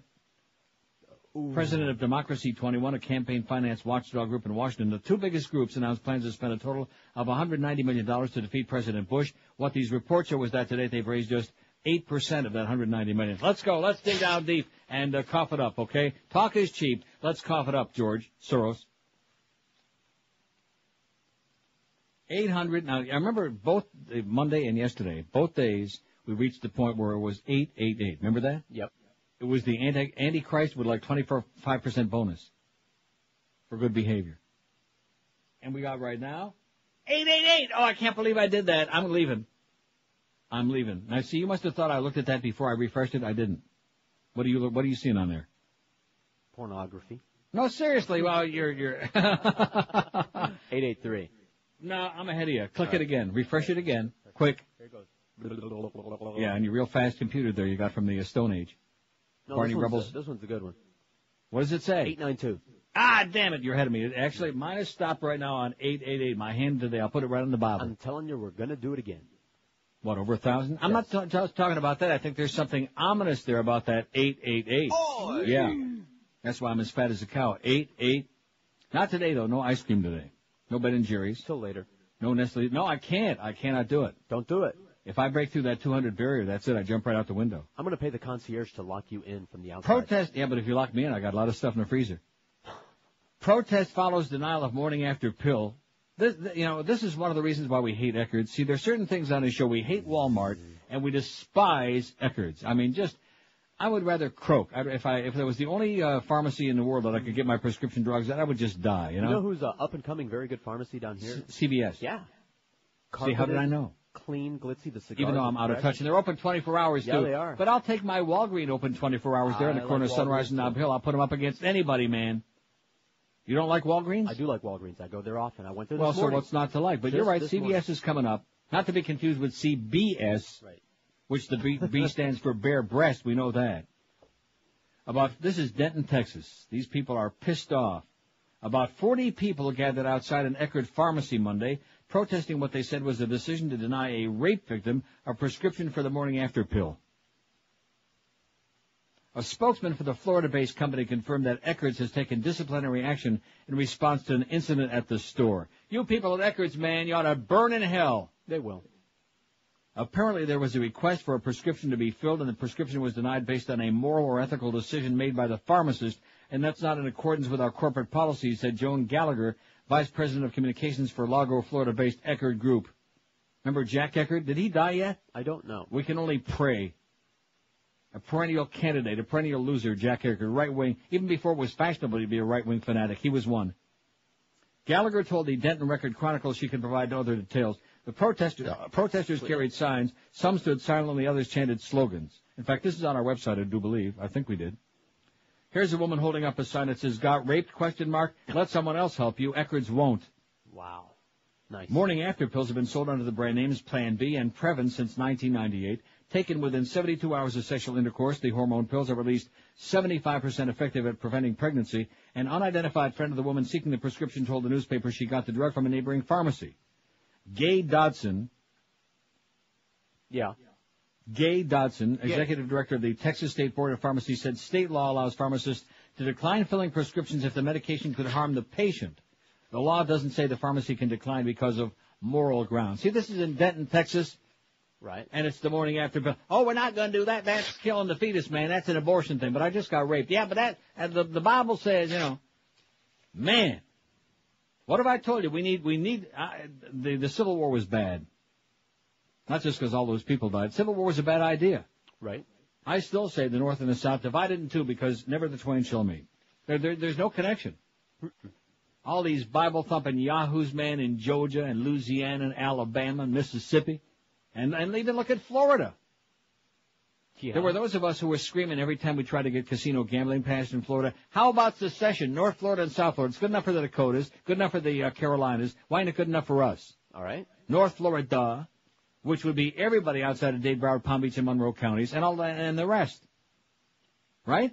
We'll take it. We can have casinos, and we can have a great time, and we can legalize bordellos and strip clubs and swing clubs and whatever. Have a good time. We could spruce up the hotels here. Of course, a lot of your people are going to have to move to Tuag, but that's okay. There's a lot of land up there. Right on. A lot of them old, no fun Cubanos. Well, that's okay because Fidel will be gone by then anyway. Right, they're going back. And yeah, sure they are. Maybe they'll go back in that 57 Chevy. Let's hope they didn't sink it. Oh, God, I want to take a look at it. I bet it was a Henry J. You never saw Henry J., did you? No. Do a search on the website. I'm serious. That was one of the neatest, most fabulous-looking cars. It had tail fins like a Cadillac, But that's the way it goes, in the past. You got your new Vet yet? The 6th edition? Yeah, right. The 6th generation? Don't forget Star Trek, the 6th generation Corvette is coming up tonight, 8 o'clock on Fox. 26 past 1. You think we're going to make that 1,000 or not? I'm just biding my time to see if we can do it again. I'm just Joe biding my time. 9:10. Wow. Boy, we went from nowheres to 9:10. That's because they were afraid I'm going to put your ass on there again tomorrow and Friday. I'm taking 2 days off if we don't make 1,000. That's not so much a testament to me as it is how much they hate you like poison. No, they don't hate you. They just find you like a little on the mumbly side, you know. Not as mumbly as Don Imus. And certainly not nearly as mumbly as Tom Brokaw. There's another one. Tom Brokaw, Barbara Walters, Don Imus. I leave anybody out? Not that I can think of. The mumbling crowd. Like that. We're trying to listen to Imus this morning on MSNBC, and he's like, I have no idea what he was saying. He just, a dead man in a chair making all that money. My 10-gallon head, I tip it to you, Imus. God. Boca Brian says, Jackson Byron Eckert is still alive at 90. Oh, no. Jack Eckert is still alive. 90's old enough. I keep saying that. Hey, let me tell you, if you'd like to live another couple of days and you're fat, you're probably on one of those low-carb diets, you know, the Atkins, the Sugar Busters, the South Beach diet, God forbid, the Suzanne Summers. Everybody and their brother is counting carbs. In fact, now you'll notice that all the people that want to peddle you products are onto that. Everything is low-carb this and low-carb that. There's one store you can head to where you can find all of those good things in one location. That's the Lights of West Boca, the store that South Floridians have made #1 low-carb store in the entire country, and for good reason, because they have not just a few, not just a small handful, like Justin. They've got over 1,000 low-carb products to choose from, including breads and bagels, cookies, crackers, chips and brownies, chocolates, ice cream, pasta, sauces, ketchup, cheesecakes, and lots more. A Schmidt load of great stuff. They offer you the widest selection. They're open every day, 7 days a week from 10 a.m. till 10 p.m., and you can try anything in the store before you buy it. Their staff really knows their crap inside and out, and they carry the most complete line of Atkins Brands products that are on sale today, next Sukkot, a week from Purim, every day. So we know that the low-carb diet is being talked about everywhere by everyone. So head to the #1 low-carb store in the world, the Lights of West Boca on the northeast corner of Glades and 441, right next to Boston Market. Or call 1-877-LOW-CARB, LOWCARB, 1-877-LOW-CARB. Check them out on the web at lowcarb.com. There's only one Delights of West Boca, and by any account, it's your official Atkins retail center. Live and local. We're Sports Radio 560 QAM. This golden gasser. Wonderful WQAM. My anus. Rectum. My anus. My anus. My anus. My anus. My anus. My anus. My anus. My anus. Hi, kids. Y'all like cutting little stinkers? That funny little sound that comes right out your sphincter? Want to copy me and do exactly like I do? Get paid for writing little songs about boo-boo? My brain's all gone. I'm trying to get my groove on, but I can't figure out which Spice Girl I'm gonna fart on. And Dr. Dre asked, yo, man, you pass gas? Hell no. So why do I smell ass? Man, you low class. Well, since age 12, it seemed like I always smelled. I thought ripping gases and tooting was pretty swell. I got pissed off when I took my jeans off and farted so hard it turned my underwear backwards like crisscross. And every night I'm like, oh, dinner last. Then fart out my ass faster than a fat bitch who ate too fast. Smell this, honey. Yo, dude, wait a minute, it's my girl, cuz. I don't give a fuck. God sent me to stink the world up. My anus, my anus, my anus, my anus, my anus, my anus. My English teacher wanted me kicked out back in junior high. Said the problem was something crawled up my ass and died. I shot him in the face with my vapor. The worst happened later when I covered his desk with used toilet paper. Walked in the strip club, my intestines were filled up. Mooned the bartender, took a dump in a tip cup. Went over to a dancer, had her fucking her garter. She lifted her leg up, and I knew she was a farter. 99% of my life I was lied to. I just found out my mom's got more gas than I do. I told her I'd grow up to be a famous rapper. Make a record about strange noises made on the crapper. You know you blew dirt when the women rushed to leave. You tried to hold it back, but your butt needed relief. This guy at White Castle said it was pretty cool, but I had to go drop the kids off at the pool. My anus, my anus, Rectum. my anus,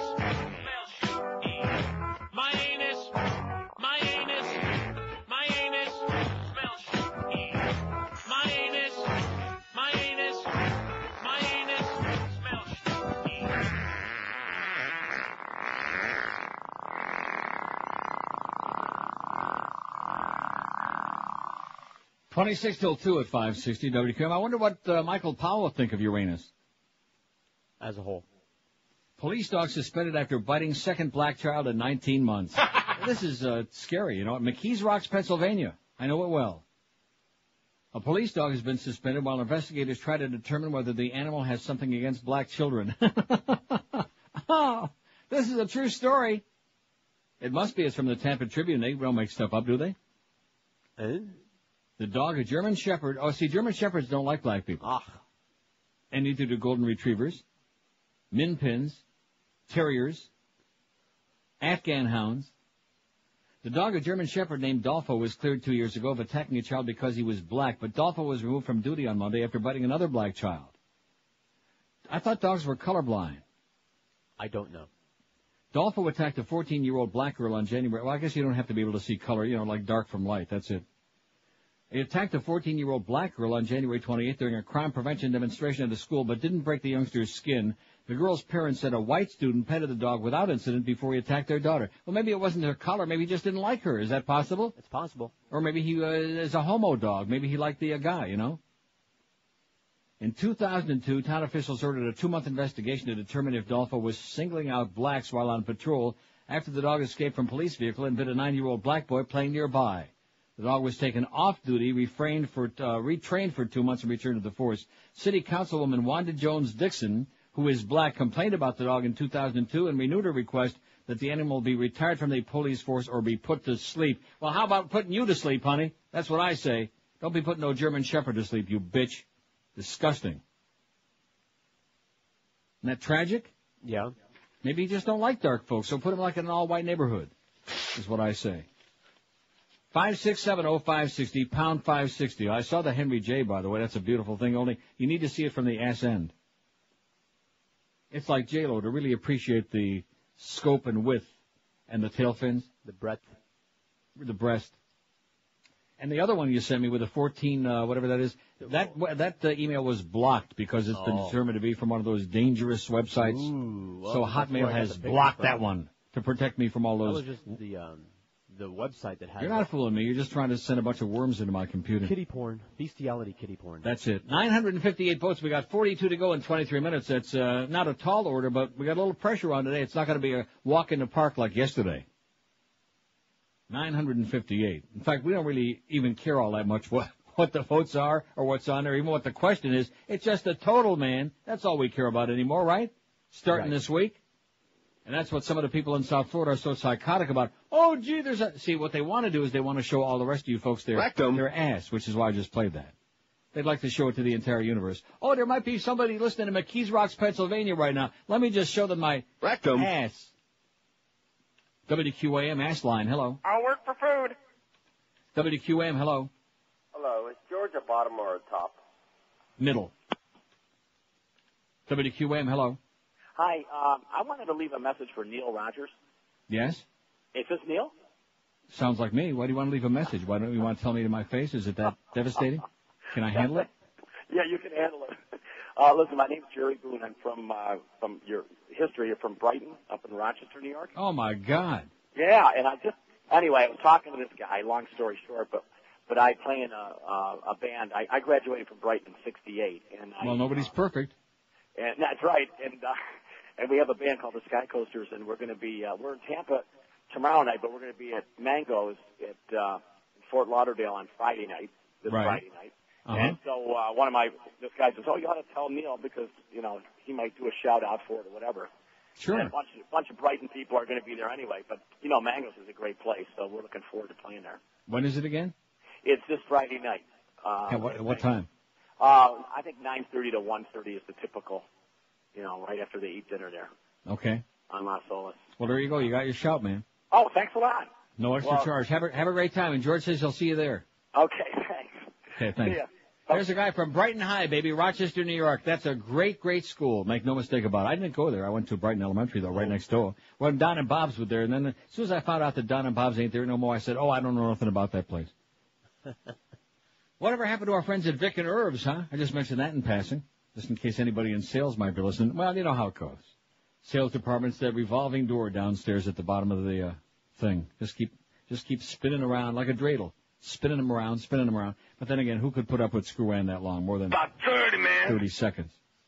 She said that's all it takes. 5670560, pound 560 on the AT&T line. The booster coming in for Hank at 4. Jim Mandich, the Mad Dog, at 2. And he might actually tell you that there was a game on Sunday night, but I doubt it. Live and local. And what about Danny Boy, man? Sports Radio 560. QAM. Asshole.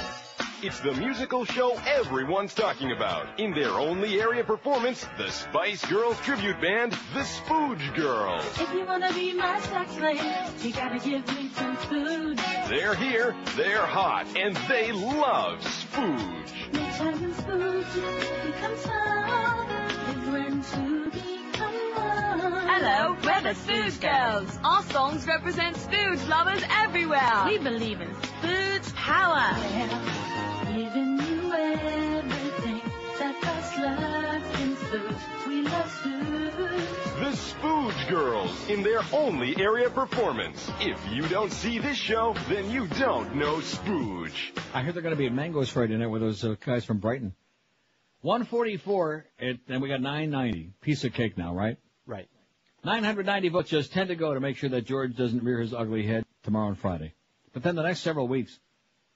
And look at that phone, man.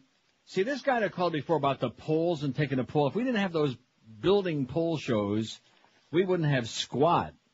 Right. And this isn't something brand new. This isn't this show. This is South Florida. How about Danny Boy? Come on, let's start the calls for the Mad Dog now. What are we going to do about Danny Boy? And all the BS that was spewed on this radio station. I don't want to mention any names. All right. Because I want to protect the guilty. About Danny Boy is going to do this, and he's not just going to be a figurehead, and he's not just going to be in there to pacify the fans. He's going to be a hands-on guy. Yeah, right, bull crap. Go figure. Yeah, go. Oh, who the hell are you kidding? Go figure rhymes with Roy and Tigger. How's what's his name doing? Roy! And not only him, but how about Roy! Dude. 5670560, pound 560 on the AT&T. Let's start the gnashing of teeth and the wringing of hands now. Because you just know that that's like for days to come. Thank you very much, Danny Boy, because he probably did that in cahoots with Joe and Mad Dog.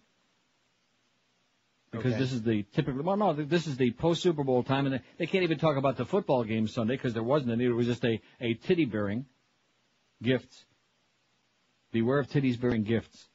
And so as a result of that, I mean, you talk about having nothing to talk about till maybe Marlins. I mean, so here you go. It's Danny Boy. Danny and this and Danny and that and Davy and Danny and Danny and Davy and Wayne.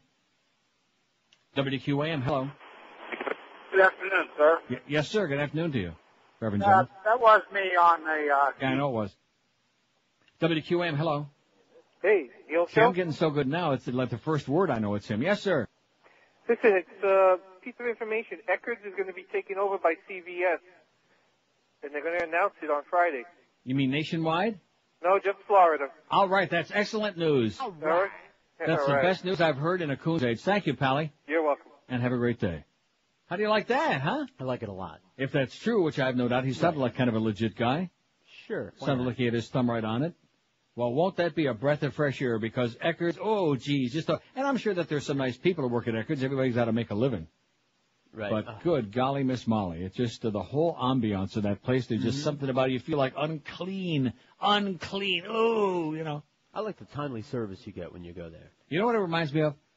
Jack Eckerd, who's long since retired from the drugstore chain, he is to Eckerd's what Wayne is to Blockbuster. Even though Wayne's got nothing to do with Blockbuster no more. Still, when you think of Blockbuster, you think of the bald-headed geek.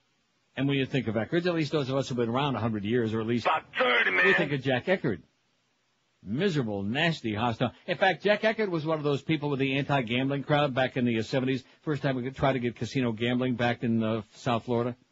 He was one of those goody two-shoes. And also the people at Burdines were in on that. I just mentioned that in passing. And you know what else we never even mentioned? What? You see what two department stores, since there's only going to be about 5 businesses in the whole world pretty soon? Burdines and Macy's are merging. Well, good for them. Do you see it? Well, that's because you don't shop at either one of them. You shop at Target. For that kind of stuff. And I shop at whatever that, Dillard's. Somebody's got to. It depends on what you're not going to go buy bath mats at Dillard's. No. And you're sure not going to go to Walmart and get them and let us find out about it. Go to Target for general purpose things. And What did I go to? Oh, I went to Walmart's for toilet stuff, and I think that's perfect. I think there's something symbolic about that. No, if I want to buy something nice, Dillard's is nice. See, I only wish that Kmart was still out there by me by the Sawgrass, because even though Kmart was a crappy ass store, it was a junk shop. But like you said, if you wanted a bath mat, but then again they had Martha Stewart bath mats. Yeah. So like I said, Walmart ain't so bad always. Target rules.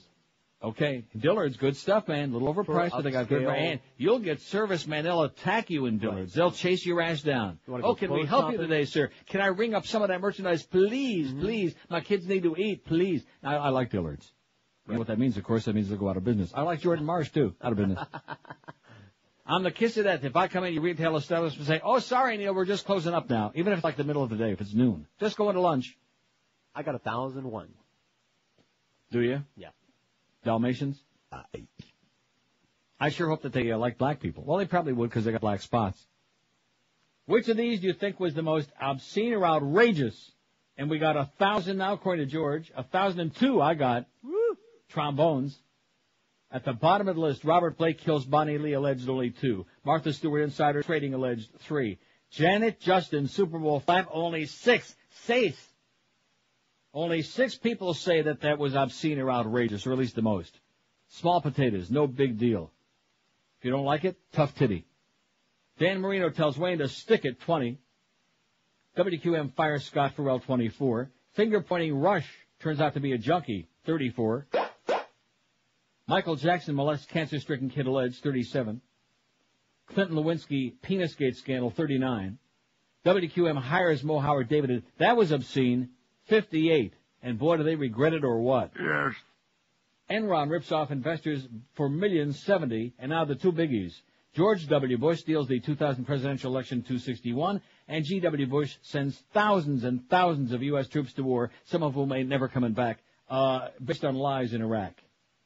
452, and just climbing like crazy. They hate you, W. Don't forget what I said today. I don't want to, because it sounds like one of those conspiratorial kind of things. I think the die is already cast, as they say at Diebold. C. The die is cast. W is going bye-bye. In fact, won't it be great? Like on January 20th or whatever inauguration is next year when John Kerry is sworn in, Justin can be there to say to W, bye, bye, bye! And we'll even give Justin a little pat on the fanny. You can do it. Live and local. This is Sports Radio 560. QAM. The Middle Eastern world will be exploded. Saddam had people killed with the gas that we sold him. First time aggressor nation and the only one that's going. Now more blood will be spilled to get that oil flowing. Forget about Korea and the nukes they're toting, and the right wing is drilling it over and over into our heads that Iraq has some weapons of mass destruction.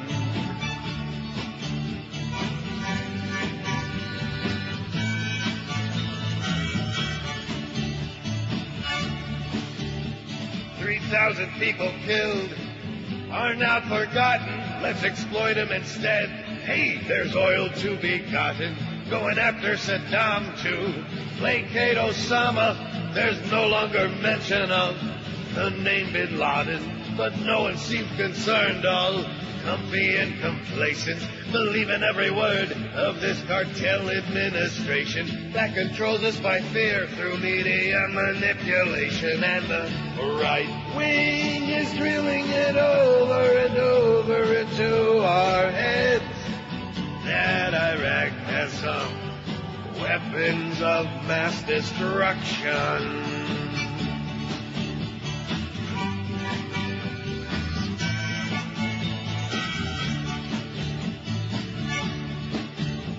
The loss of civil rights is the price that we're paying. We're all suspects now, Nazi Ashcroft is saying. I have nothing to hide, table talkers all are saying blind obedient cattle don't have any reservation. Without unprovoked battle and world annihilation, old regimes must fall and Halliburton installed with no objection at all.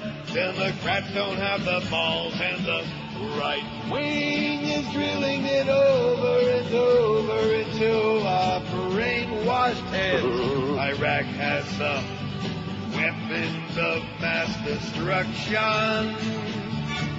Only Iraq has some weapons of mass destruction.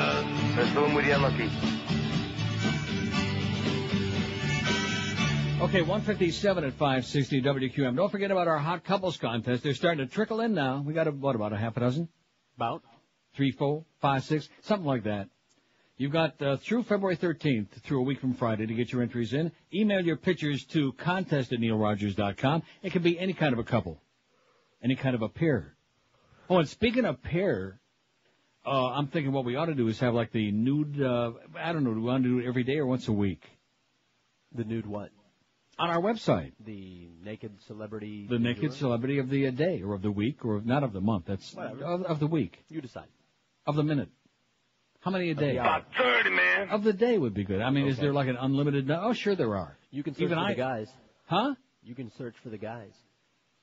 And that's what I'm doing every day. No, seriously. Well, who says we're going to find any guys? First of all, most of our audience are heterosexual males who are desperate. I mean, just dying to see a boobie, a cheek, rectum, anything, right? Right. So if we happen to find some guys, like if there was a naked picture of Tom Welling on there, if we put Tom Welling, a few guys might be swelling, including me, but we'll see. We'll work on it. But in the meantime, I think that you can get started today. Find one for tomorrow. That's your assignment. You got it. Done. That's your assignment. A labor. Oh, I'm sorry. A labor of love. Oh, no. 1,004. Don't be picking on Eric again. God, you're relentless. Eric, he's picking on you, man. He's picking on you. He's spicking on you. Watch out for them Rodriguez people, man. They're always spicking on you. We're everywhere. 1,004. Yeah, I noticed, including murderers and things like that. 1,042 votes, which we don't have time to go through. It's pretty obvious. Obscene and outrageous. W. In fact, just him is obscene. I hope that some of the people looking at the naked boobies and naked pictures on our website will also look at the GW obnoxious liar stuff, too. We'll intersperse them. Yeah, while they're punching their own buttons, maybe they can punch some of them buttons. Now, the moment you've been waiting for, because after, I'm sure, is Ken there today? Ken Muldoon? I don't know. Our good, close personal friend, I sure hope so. After Ken does the sports update, Mad Dog is going to come and tell you the real story, Huh? What? The story behind the story about Danny Boy. Bye. The Neil Rogers Show on 560 WQAM, Miami, Fort Lauderdale. Absolutely.